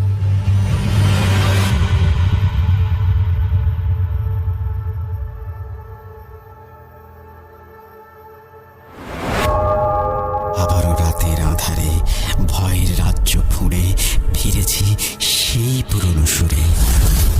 বিশ্বাস করা বা না করা আপনার ব্যাপার, but the old music comes alive. Bhoot.com. The fear returns with Russell. আরও একবার আপনাদের স্বাগত জানাই। সেদিন দেখলাম ইউটিউবের কমেন্ট সেকশনে কেউ একজন লিখেছেন আমি অনেক বেশি কথা বলি, সেজন্য অনেকেই বেশ বিরক্ত। আমি এই ফিডব্যাকটা আসলে চাই। খুব বেশি আমরা কিন্তু কথা বলা কমিয়ে দিয়েছি, SMS পড়া কমিয়ে দিয়েছি, কমেন্ট পড়া কমিয়ে দিয়েছি, তারপরে ওই কথাগুলো শুনতে হচ্ছে। আমি ঠিক জানি না কেন। যাই হোক, আমি কথা না বলে বরং ঘটনায় চলে যাই। আমরা দ্বিতীয় অডিও ক্লিপে যাচ্ছি। আসসালামু আলাইকুম রাসেল ভাই, আমি ইরফান ইসলাম ইরাম বলছি রংপুরের আইডিয়াল মোড় থেকে। রাসেল ভাই, আজকে যে ঘটনাটি আমি শেয়ার করব, এই ঘটনাটি আপনার আগের শো ভূত FM এবং ভূত.com-এর শ্রোতা মহিদুল ভাই আমাকে শেয়ার করেছেন। মহিদুল ভাইয়ের গ্রামের বাড়ি হচ্ছে বগুড়া জেলা সদর শহরেই। এই মহিদুল ভাইয়ের সাথে বেশ কিছুদিন আগে আমার সাথে মোহাম্মদপুরে দেখা হয় একটি চায়ের দোকানে। তিনি আমার পূর্ব পরিচিত ছিলেন, সেদিনও তার সাথে দেখা হয়। তো তখন তিনি আমাকে এই ঘটনাটি শেয়ার করে এবং আমাকে বলে ভূত.com-এ পাঠিয়ে দিলে আমি খুশি হতাম। তিনি ঠিক যেভাবে ঘটনাটি আমাকে বলেছেন আমি ঠিক তার মতো করেই বলার চেষ্টা করছি। আমার বলার ভঙ্গিতে বা শব্দ চয়নে ভুল হলে ক্ষমা সুন্দর দৃষ্টিতে দেখবেন রাসেল ভাই। তো রাসেল ভাই, আমি কথা না বাড়িয়ে ঘটনা শুরু করছি। আমার বরাব্বুর বাসায় এক দম্পতি কাজ করত 2-3 বেলা খাবারের বিনিময়ে। গ্রামে সেই সময় অনেক অভাব অনটন ছিল, গ্রামের মানুষের মধ্যে তেমন একটা কাজ ছিল না। তো তখন ওই দম্পতি আমার বরাব্বুর বাসায় কাজ করত এবং সেই দম্পতির 2টা বাচ্চা ছিল, 2টাই মেয়ে। ছোট মেয়ে আমার বরাব্বু তো বোনের বাসায় কাজ করত, আর বড় বোনটা আমার বরাব্বুর গরু, ছাগল, গৃহপালিত পশু এগুলার সেবা যত্ন করত। তো আমার বরাব্বুর বাড়ি থেকে বেশ কিছুটা দূরে, 15 কিলোমিটার দূরে কিছু আবাদি ফসলি ক্ষেত ছিল। বরাব্বু এখানে গ্রামেরই কিছু লোককে রেখেছিল পাহারা দেওয়ার জন্য, কিন্তু যেহেতু 15 কিলোমিটার অনেক দূর হয়ে যায়, এই জন্য সেখানে তারা বেশি দিন থাকেনি। তো এখন বরাব্বু ওই জায়গায় ওই ফসলি ক্ষেতে বিভিন্ন রকমের ফসল চাষাবাদ করত, যেমন আদা, হলুদ, কলা, তরমুজ। তো দেখা গেছে যেহেতু আমার বরাব্বুর বাড়ি থেকে অনেক দূরে ফসলি ক্ষেত, চুরি হয়ে যেত অনেক ফসল। আর সে সময় প্রচুর আদা চোর ছিল, মানুষ অভাব অনটনের তাড়নায় চুরি করত। এবং পাশে একটা বাঁশঝাড় ছিল, বাঁশঝাড়েরও বাঁশ চুরি হতো। রাসেল ভাই, এগুলো আমি বলছি কেন, ঘটনার বোঝার সুবিধার্থে বলছি। তো তখন বরাব্বু উপায় অন্তর পাচ্ছিল না।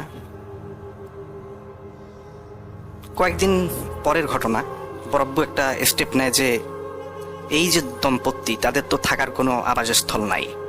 তখন বরাব্বু এই দম্পতিকে ওই ক্ষেত বাড়িতে 3টা ঘর করে দেন, 2টা থাকার ঘর, 2টা রুম থাকার ঘর, আর একটা রান্নাঘর এবং তাদের পানির চাহিদা মেটানোর জন্য একটা টিউবওয়েল করে দেন। হঠাৎ গ্রামে মানুষ বলা বলি শুরু করলো সেই দম্পতির যে বড় মেয়ে, সে এলাকারই মহসিন নামে এক ছেলের সাথে প্রণয়ের সম্পর্কে জড়িয়েছে। মানুষজন তাদেরকে রাস্তায় গল্প করতে দেখতো, বিভিন্ন জায়গায় গল্প করতে দেখতো। এটা মানুষের চোখে কটু লাগে। তো পরবর্তীতে বরব্বুর কাছে এই বিষয়টা আসে, নালিশ আসে। তো বরব্বু পরবর্তীতে একটা স্টেপ নেয় যে তাদের বিবাহ বন্ধনে আবদ্ধ করবে। ছেলে ওই দিক দিয়ে গরিব, মেয়েও গরিব। তার কয়েকদিন পরের ঘটনা, সপ্তাহখানেক। ভাগ্যের কি নির্মম পরিহাস, যে মেয়ের সাথে মহসিনের সম্পর্ক ছিল, দম্পতির মেয়ে, হঠাৎ একদিন বজ্রপাতে মারা গেল বাড়িতে। তো আমিও গিয়েছিলাম রাসেল ভাই, তখন আমি অনেক ছোট ছিলাম।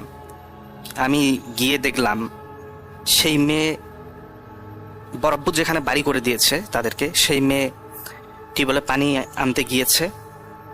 ভাগ্যের কি নির্মম পরিহাস, বজ্রপাত তখনই তার শরীরে পড়েছে।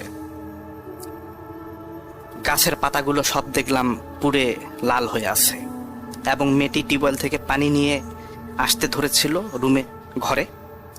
তো মেয়েটা ওইভাবেই শক্ত হয়ে দাঁড়িয়ে আছে, পড়ে যায়নি, শুধু তার হাত থেকে পানির পাত্রটি পড়ে গিয়েছে। তো এখান থেকেই রাসেল ভাই মূলত ঘটনার শুরু। তার কয়েকদিন পর থেকেই এলাকায় কিছু ঝামেলা হওয়া শুরু করলো। যেমন আমাদেরই গ্রামের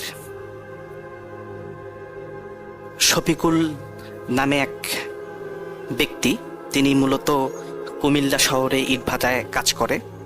3 মাস পর পর সে বাড়িতে আসে। তিনি বাড়িতে এসেছেন 2 দিন হলো। তো তিনি বাজারে গিয়েছেন, বাজার থেকে বাড়ির শাকসবজি কেনাকাটা করে ফিরছিলেন বাড়ির উদ্দেশ্যে। তো বাড়ির উদ্দেশ্যে ফেরার পথে তার যে জায়গায় বাড়ি যেতে হলে অনেক বড় পুকুর, 2 পাশে রাস্তার, মাটির রাস্তার 2 পাশে 2টা বড় পুকুর।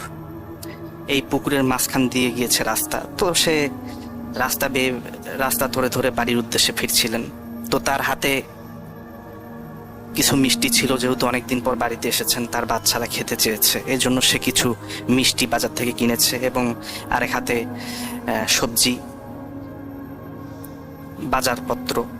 তো হঠাৎ তার সামনে ওই যে বজ্রপাতে দম্পতির মেয়ে, সে এসে দাঁড়ায়। তো তাকে উদ্দেশ্য করে বলে শফিকুল নানা। তাকে শফিকুল নানা করে আগেও ডাকতো যখন ওই মেয়ে জীবিত ছিল। তো বলে, শফিকুল নানা, আমাকে পুরা মিষ্টির প্যাকেটটা দে। তো শফিকুল বলে, মজা নেওয়ার জায়গা পাইস নাই? আর এত রাত 12টা, 12:30টার দিক তুই এত রাইতে কি করিস মেয়ে মানুষ? তখন ওই মেয়ে প্রত্যুত্তর দেয় যে, শফিকুল নানা, তুই কি দিবি? পুরা মিষ্টির প্যাকেট দিবি, নাইলে কিন্তু তুই কিন্তু ফিরতে পারবি না। তো শফিকুল, ওনার তো মানে এইরকম কথা রিপেলে আসবে উনি এটা কখনো ভাবে নাই। কারণ ওই মেয়ে যখন জীবিত ছিল কখনো তার সাথে কোনোদিন খারাপ ব্যবহার করেনি, দুষ্টুমি করছে, যেহেতু নানা হয়। তো উনি তো ঘাবড়ে যায় যে কি ব্যাপার, এইরকম একরোখার মতো ব্যবহার করতেছে কেন? মেয়ে মানুষ, এখন সে তো যেতেও পারতেছে না। তো তখন সে বলে, না, পুরা মিষ্টি দেওয়া যাবে না, তুই চাইলে আমি তো বের করে দিতে পারি 1টা বা 2টা মিষ্টি। তো তখন সেই মেয়ে বলে, পুরা প্যাকেটই লাগবে। তো সে যেহেতু রাত হয়ে গেছে, অনেক দেরিও হয়ে গেছে, বর্ষাকাল, রাস্তা কাদা কাদা ভাব, আর তার জন্য তার বউ বাচ্চা অপেক্ষা করছে, অনেকদিন পর বাড়িতে এসেছে। তখন সে ওই মেয়েকে পাশ কাটিয়ে চলে যেতে থাকে। কিন্তু সে লক্ষ্য করে দেখলো সেই মেয়েকে পাশ কাটিয়ে কিছু দূর সে কয়েক কদম চলে গিয়েছে, সেই মেয়ে আবার তার সামনে এসে দাঁড়িয়েছে। সে ভাবলো, এখন রাস্তার পাশে ডানে বামে তো পুকুর, সামনের দিক দিয়ে যদি আমাকে কাটায় আসে আমাকে কাটিয়ে আসলে তো আমার ডান পাশ দিয়ে বাম পাশ দিয়ে আসতো, তাই না? সামনে কিভাবে আসলো? সে বুঝে ফেলে যে না, সামথিং ইজ রং, কিছু ভুল হচ্ছে আমার। তারপরও মনকে সান্ত্বনা দিয়ে সে যেহেতু পথ রোধ করেছে, সে দাঁড়িয়ে পড়ে। তো তখন ওই মেয়ে বলে, তুই মিষ্টি যেহেতু দিলি না, তোর কর্মের ফল তুই ভোগ কর, বলে হাতটা লম্বা করে বাড়িয়ে দিয়ে ওনার গলা ধরে থপাস করে একটা আছাড় মারে। আর এই আছাড় খেয়ে উনি এতটাই ব্যথা পান, আর এত জোরেই আছাড় মেরেছে তাকে, তখন সে রাস্তার ধারে যে পুকুর আছে, পুকুরে পানিতে পড়ে যায়। পরবর্তীতে তার পরিবারের লোকজন তাকে খোঁজাখুঁজি করে, তাকে পাচ্ছিল না। দেড় ঘন্টা 1 ঘন্টা পর তাকে নাকি পায়, যেটা পরবর্তীতে তার পরিবারের লোকজন তাকে বলে। তো তাকে পায় পুকুরের ধারে, সে পানিতে পড়ে আছে, শুধুমাত্র তার মাথাটুকু পানির উপরে আর পুরো বডিটুকু পানিতে। পরবর্তীতে সে এই ঘটনাটা সবাইকে জানায়। এই ঘটনা ওই মেয়ে, সবাই তো বলে ওই মেয়ে তো মারা গিয়েছে। তখন সেও তো হতবাক, আর এইটা কি হলো। তারপর কয়েকদিন পর নাকি উনি প্রচুর অসুস্থ হয়ে যায়। আমি রাসেল ভাই এটা মূলত শুনেছিলাম, আমার মা পরিবার পরিকল্পনা অধিদপ্তরে চাকরি করতো, FWA। তো ওনার ওয়াইফ আসতেন মাঝে মধ্যে আমাদের বাড়িতে ওষুধ নিতে, সুখী বড়ি। তো তখন আমি এই ঘটনাগুলো শুনেছিলাম। আর একটা ঘটনা রাসেল ভাই আমাদেরই এলাকায়, এটাও তার কয়েকদিন পরের ঘটনা। রশিদুল নামে এক শুটকি ব্যবসায়ী আছে আমাদের গ্রামে। তো তিনি মূলত সাইকেলে করে শুটকি বিক্রি করতো বাড়িতে বাড়িতে গিয়ে। তো একদিনের ঘটনা, তিনি আড়তে গিয়েছেন শুটকি কিনতে। তো শুটকি কিনে সে একটা ছোট ব্যাগ আর এক বস্তা শুটকি নিয়ে বাড়ির উদ্দেশ্যে ফিরছিলেন। তো হাজীগঞ্জ নামে একটা বাজার আছে, ওই বাজার থেকে পুরোটাই মাটির রাস্তা। এই মাটির রাস্তা ধরে ধরে সে বাড়ির উদ্দেশ্যে ফিরছিলেন। তো ফিরতে ফিরতে ফিরতে ফিরতে হঠাৎ ওই রশিদুল ওনাকে একজন বলে যে, তোর হাতে যে ইলিশ মাছের শুটকিগুলো আছে সব দিয়ে যা। তো উনি যেহেতু বর্ষাকাল এবং আকাশ প্রচুর মেঘলা, অন্ধকারে তেমন কিছুই দেখা যাচ্ছিল না, হালকা একটু দেখা যাচ্ছিল আবছা আবছা। তো উনি ডানে বামে তাকিয়ে দেখে, কিরে কোথায়, কোনো মানুষ তো নাই। তো তখন উনি কি করে, ওনার হাতের টর্চ লাইটটা মারে, দেখে টর্চ লাইট দিয়েও মেরে দেখে না, কোনো কিছু তো নাই। তো উনি আবার আনমনে হাঁটতে থাকে। আবার পুনরায় আবার তাকে বলে যে, তোর হাতে যে ইলিশ মাছগুলো আছে আমাকে দিয়ে যা। তো উনি এবার লক্ষ্য করে দেখলেন রাসেল ভাই, ওনার সামনের থেকে কয়েক কদম দূরে কে জানি দাঁড়িয়ে আছে। হালকা অন্ধকারে, সে ঘুটঘুটে অন্ধকারের মধ্যেই দেখছে, বুঝতে পারছে যে একটা অবয়ব, আর কণ্ঠস্বর কিন্তু মেয়ের কণ্ঠস্বর। তখন সে তার হাতের টর্চ লাইটটা মারে, মেরে দেখে নাই। আবার টর্চ লাইট বন্ধ করে, দেখে আবার আছে। আবার টর্চ লাইট অন করে, দেখে নাই। তো সে ভাবে এটা হয়তো আমার মনের ভুল হচ্ছে, আবার আনমনে আগাতে থাকে। আবার ওই কণ্ঠস্বর যে, তোর ইলিশ মাছগুলো দিয়ে যা, না হলে কিন্তু তুই ফিরতে পারবি না। তো দেখলো রশিদুল, উনি দেখলো ভালো করে যে সামনে কেউ একটা দাঁড়িয়ে আছে। তখন সে তার টর্চ লাইটটা মারলো, মেরে দেখে নাই। আবার টর্চ লাইট বন্ধ করে, দেখে দেখা যাচ্ছে। তখন সে বুঝতে পারলো যে না, আজকে আমার কোনো নিস্তার নাই, আমাকে এখান থেকে বাঁচতেই হবে যে কোনো মূল্যে। এটা খারাপ কিছু ধরে ফেলছে।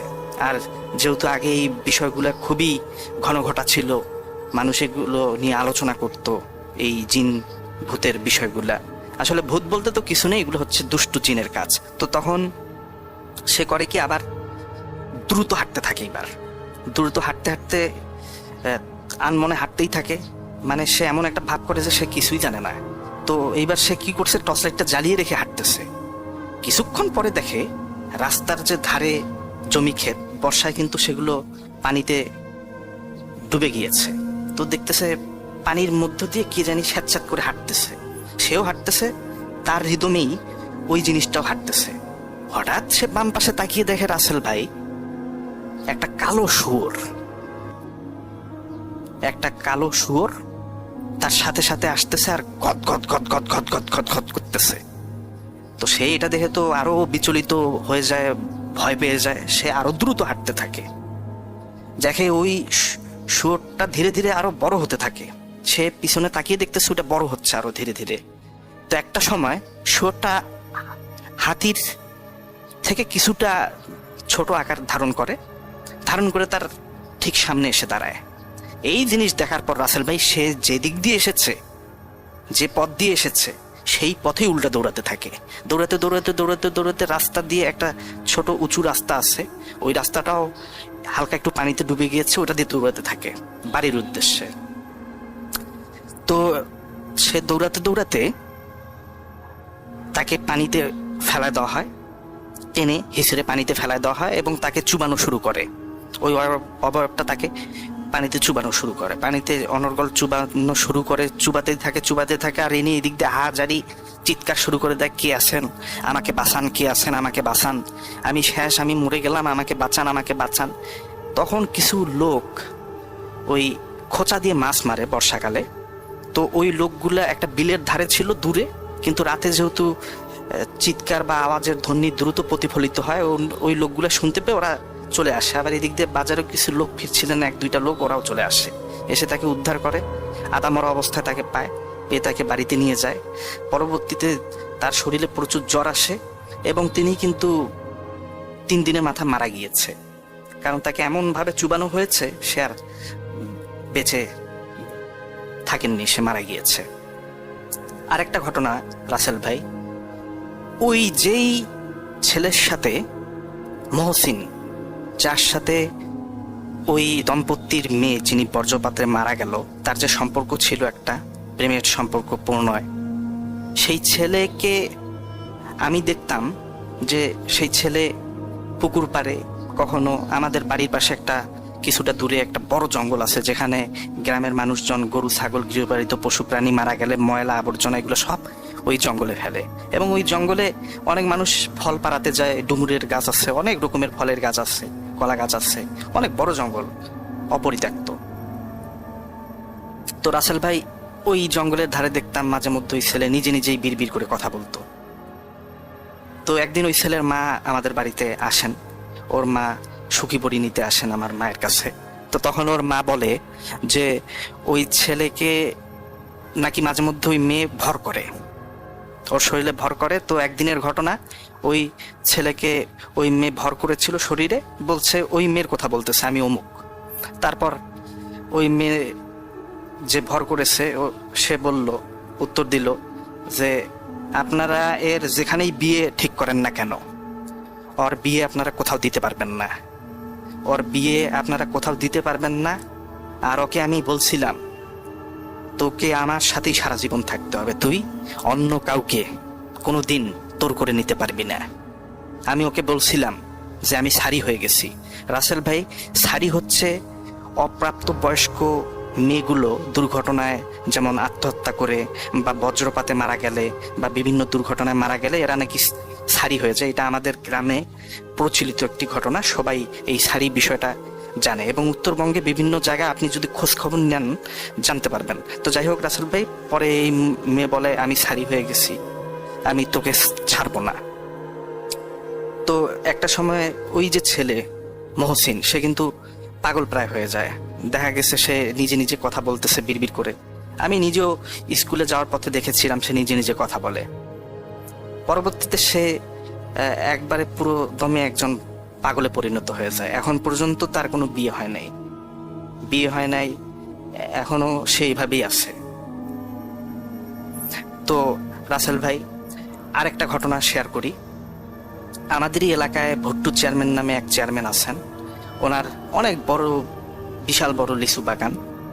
তো ওই লিচু বাগান পাহারা দিত আমাদেরই এলাকার মকফুর নামে এক ব্যক্তি। তো একদিন ওই মকফুর উনি লিচু বাগান পাহারা দিচ্ছিলেন রাতে, তখন রাত আনুমানিক 11টা বাজে। আর গ্রামে সেই সময় 11টা মানেই অনেক রাত, যেহেতু আজ থেকে ঘটনার সময়কাল হচ্ছে 14 বছর। তো উনি পাহারা দিচ্ছিলেন, হঠাৎ দেখে বাদুরের মতো বিশাল বড় একটা বাদুর উড়ে এসে লিচু বাগানে পড়লো। তো সে যায়, গিয়ে রাসেল ভাই যেটা দেখে যে ওই যে মেয়ে যে মারা গিয়েছে ওই মেয়ের মতো মুখ, আর পুরো শরীরটা পাখির পালকে আবৃত, কালো পাখির পালক, আর মুখটা ওই মেয়ের। তো এটা দেখে তো সে কি বলবো রাসেল ভাই, একমাত্র যে দেখে সেই বুঝতে পারে। এমন চিৎকার করে, সে চিৎকার করে বাড়ির উদ্দেশ্যে দৌড় দেয়, বাড়ির উদ্দেশ্যে সে দৌড় দেয়। পরের দিন ঘটনা সবাইকে বলে যে আমি ওকে দেখছি। কেউ তো বিশ্বাস করতে চায় না যে এইরকম ঘটনা ঘটে, একমাত্র যার সাথে ঘটে সেই বোঝে। তো এইটা ছিল ওনার সাথে একটা ঘটনা। উনিও এই সব জিনিস দেখার পর কেউ আর স্বাভাবিক নর্মাল থাকে না, একমাত্র যে দেখে সেই বুঝতে পারে। তখন সেও কয়েকদিন অসুস্থ হয়ে পড়ে যায়। তখন আমাদের এলাকার এক ব্যক্তি, যার কোনো ঠিক ঠিকানা নাই, ওনার নাম হচ্ছে মনু মিয়া। এই মনু মিয়ার সম্পর্কেও কিছু ঘটনা আছে। পরবর্তীতে মনু মিয়ার এই ঘটনাটি আমি রেকর্ড করে পাঠিয়ে দিব রাসেল ভাই। এই যে মনু মিয়া, ওনাকে জানানো হয় মনু মিয়া হচ্ছে আধ্যাত্মিক প্রকৃতি এক লোক। সে 5 ওয়াক্ত নামাজ পড়ে, কিন্তু এমন কাপড় চোপড় পরে যে কেউ ভাববে সে অপবিত্র, কিন্তু আসলে তার কাপড়গুলো পুরনো হলেও সে কিন্তু একটা পাক পবিত্র লোক। এই মনু মিয়া তখন কিছু বিষয় বলে যে এখানে অনেক সমস্যা আছে, এই সমস্যা জিন ঘটিত সমস্যা। আমি আর কিছু বলতে চাই না, উনি আর কিছু এই বিষয় নিয়ে ইয়ে করে না। কিন্তু যারা অসুস্থ হয়েছে তাদের একটা পানি পড়া দেন। এই পানি পড়া খেয়ে যারা যারা ওই মেয়ের মাধ্যমে বিভিন্নভাবে হয়রানির শিকার হয়েছে বা খারাপ যে এনিমি, তার যে ক্ষতির, তার দ্বারা যে ক্ষতি হয়েছে, ওনার ওই মনু মিয়ার পানি পড়া খেয়ে সবাই সুস্থ হয়ে যান। আর মনু মিয়া এর বেশি আর কিছু বলেনি, এইটুকুই সাহায্য করেছে।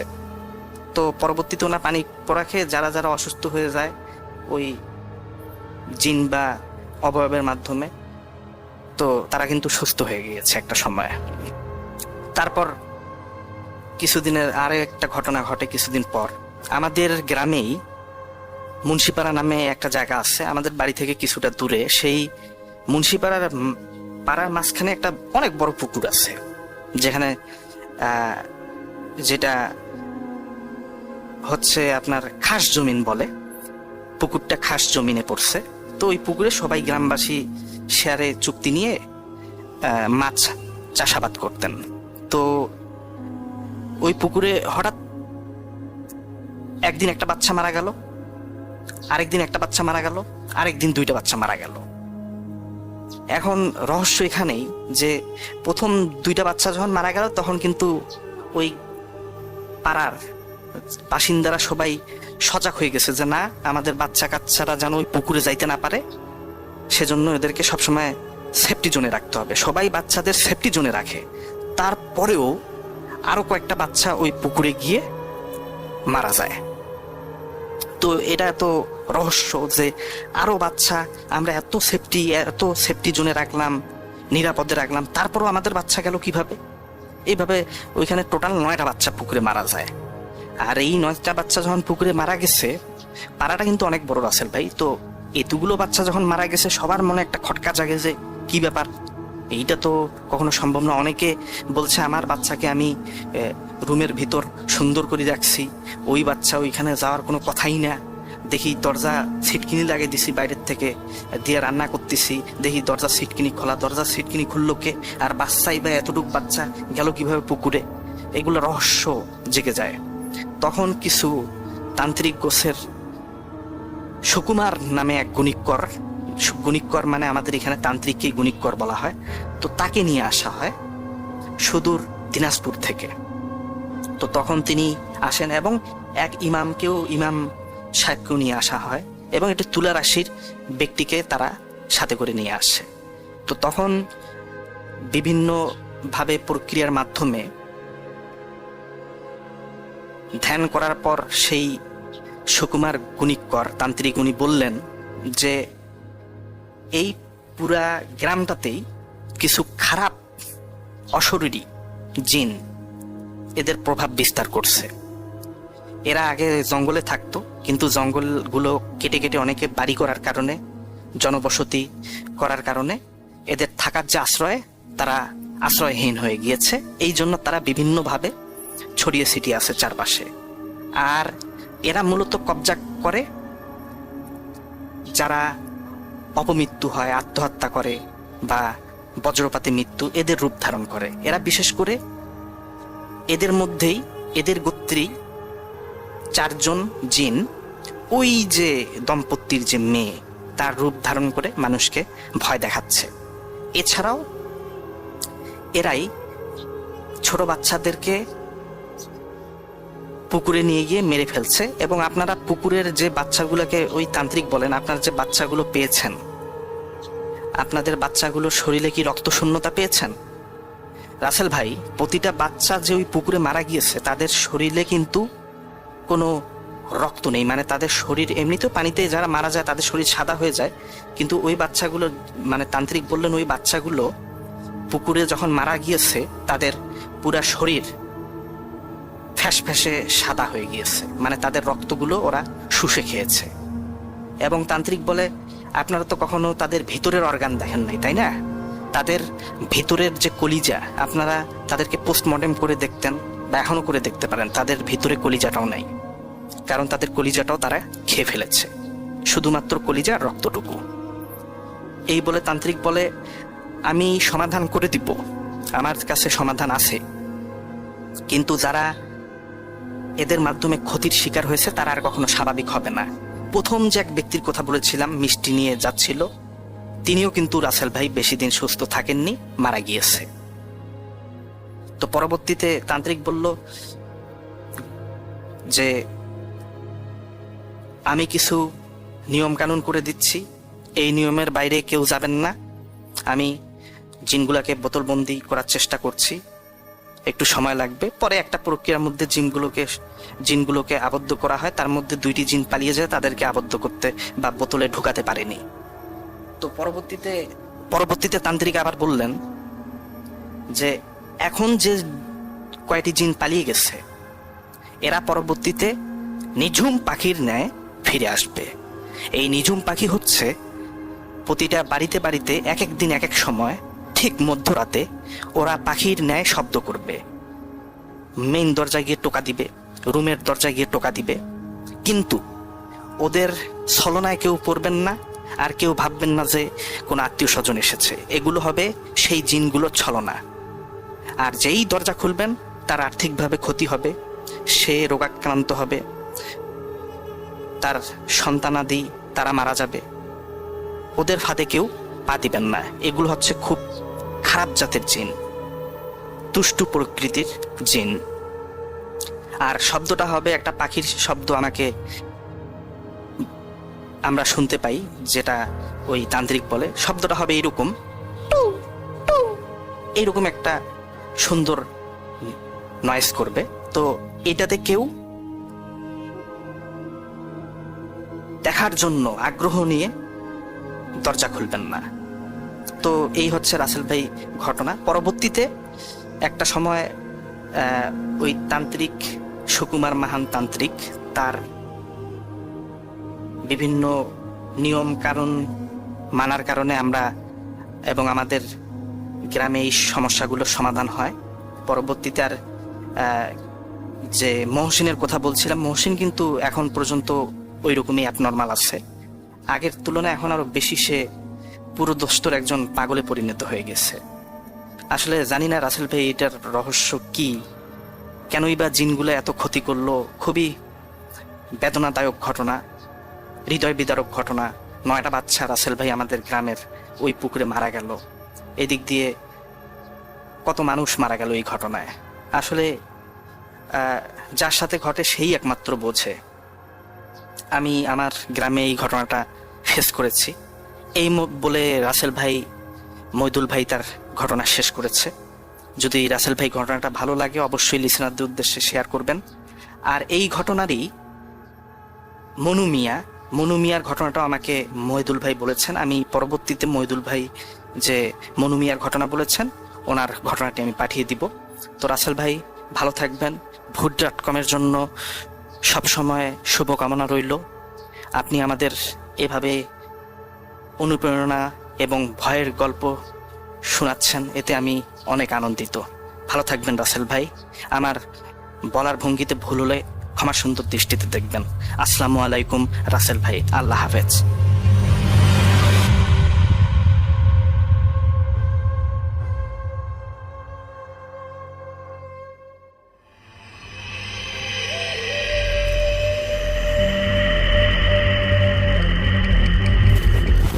Bhoot.com with Russell.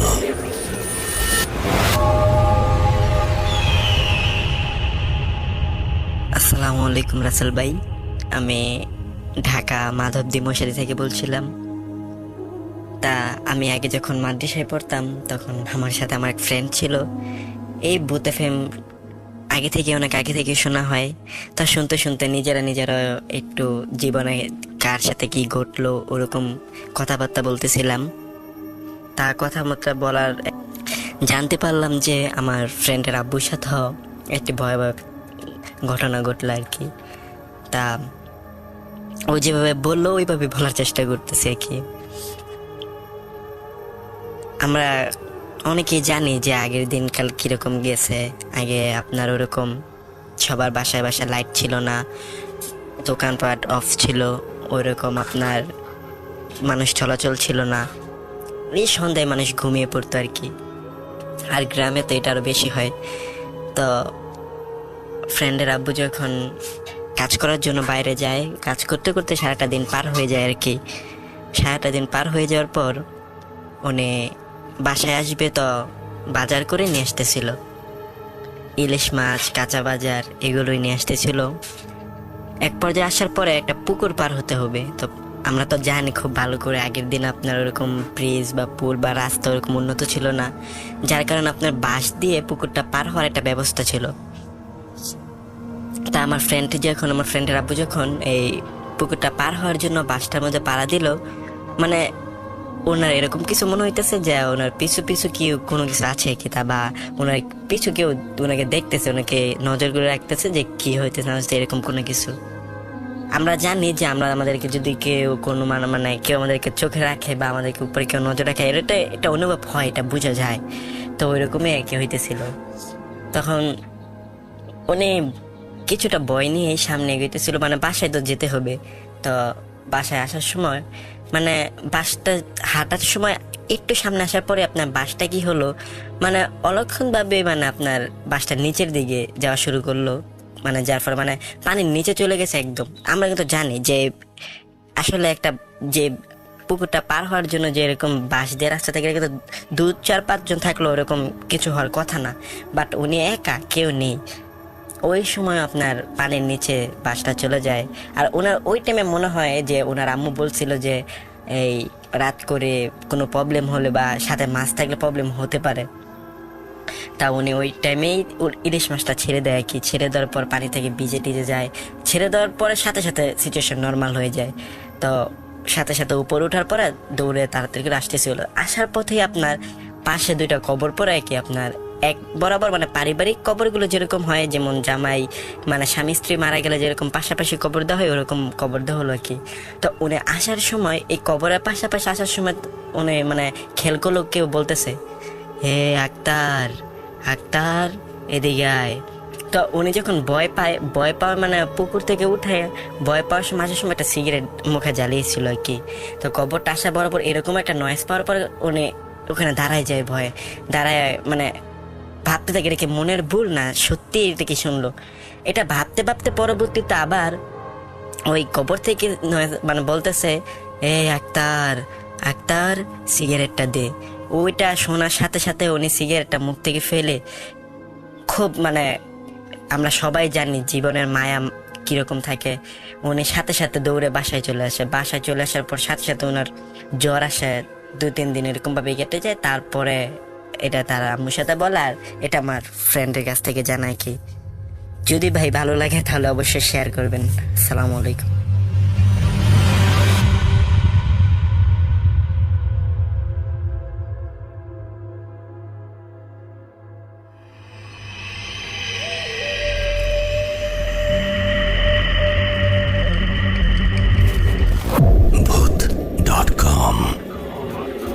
with Russell.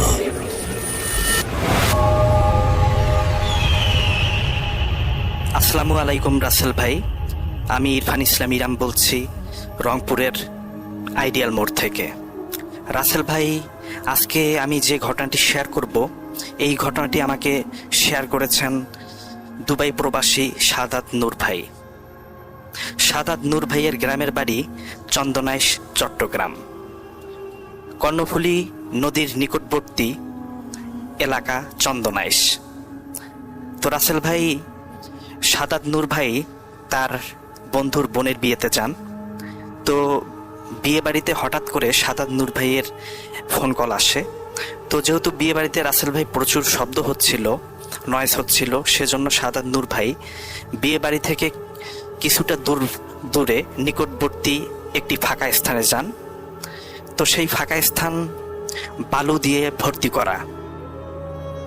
তো সেখানে সে দাঁড়িয়ে দাঁড়িয়ে ফোনে কথা বলছে, আর একটু একটু করে হাঁটছে আর ফোনে কথা বলছে।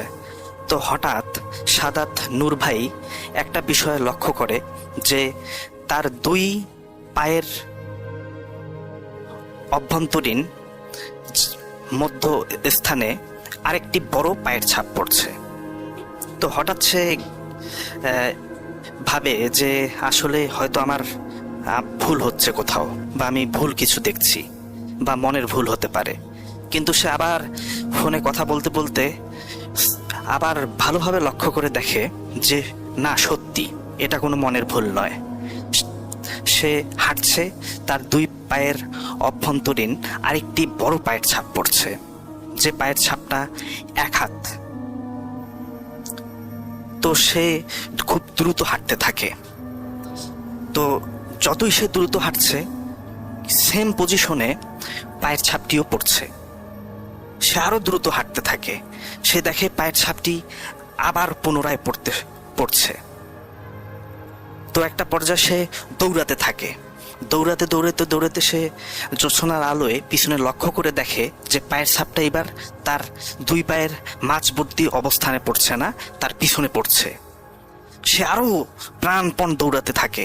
সে একটা পর্যায়ে পিছনে লক্ষ্য করে দেখে যে সেই যে বড় পায়ের ছাপটি পড়ছে, ভরাটকৃত জায়গার যে বালুগুলো, সেই বালুগুলো উপরে উড়ে উড়ে আসছে। সে বুঝতে পারলো যে এটা অস্বাভাবিক কিছু, স্বাভাবিক কিছু নয়। আজকে যেভাবেই হোক আমাকে বাঁচতে হবে। সে প্রাণপণে দৌড়াতে থাকে। একটা পর্যায়ে দৌড়াতে দৌড়াতে সে বিয়ে বাড়িতে এসে পৌঁছায়। বিয়ে বাড়িতে পৌঁছানোর পর সাদাত নূর ভাই পড়ে যায়। তখন আশপাশ বিয়ে বাড়ির লোকজন আসে, তার বন্ধু বান্ধবরা আসে, তাকে জিজ্ঞেস করে যে কি হলো তোমার, হঠাৎ করে এইভাবে দৌড়ালে কেন? তখন সাদাত নূর ভাই বলে যে আমার সাথে এইরকমটা ঘটেছে। পরদিন সকালে সাদাত নূর ভাই এবং তার বন্ধু বান্ধবরা সেই জায়গায় যায়। গিয়ে সেখানে বালু ছাড়া আর কিছুই দেখতে পায় না। সাদাত নূর ভাই আরো বলেন, সেদিন রাতে সে সেখানে একটি টিনের ঘর দেখেছে, কিন্তু সেদিন সকালবেলা যে গেল পরের দিন, কোনো টিনের ঘর সেখানে দেখতে পায়নি। শুধু চারপাশে বালু আর বালু। কিছু দূর নিকটবর্তী একটি কবরস্থান, বড় কবরস্থান, যেখানে মানুষকে দাফন করা হয়। এই হচ্ছে রাসেল ভাই সাদাত নূর ভাইয়ের একটি ঘটনা। জানি না ঘটনাটা কতটা ভয়ানক। যদি রাসেল ভাই আপনার পছন্দ হয়, অবশ্যই ভূত.com এর লিসেনারদের শেয়ার করবেন। সাদাত নূর ভাই ভূত.com এবং আপনার আগের শো ভূত এফএমের একজন একনিষ্ঠ শ্রোতা। রাসেল ভাই, আপনি ভালো থাকবেন, নিজের যত্ন নেবেন। আল্লাহ হাফেজ।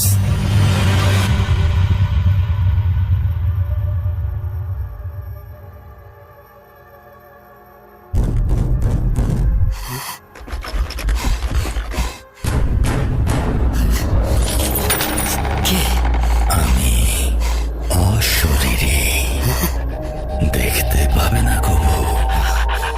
এত কাল ধরে শুনছো, শুনতে কি পাও না তবু? Voot.com, The Fear Returns with Russell. আপনাদের সবাইকে অনেক অনেক ধন্যবাদ। আশা করছি আপনারা সবাই ভালো আছেন, ভালোর তলে আছেন। আর এই মুহূর্তে আমি চলে যাব আমাদের পরের ঘটনায়। আশা করছি এই ঘটনাটি আপনাদের ভালো লাগবে। যদি এতটুকুও ভালো লাগে আমাদেরকে জানাবেন, আমরা ধন্য হব।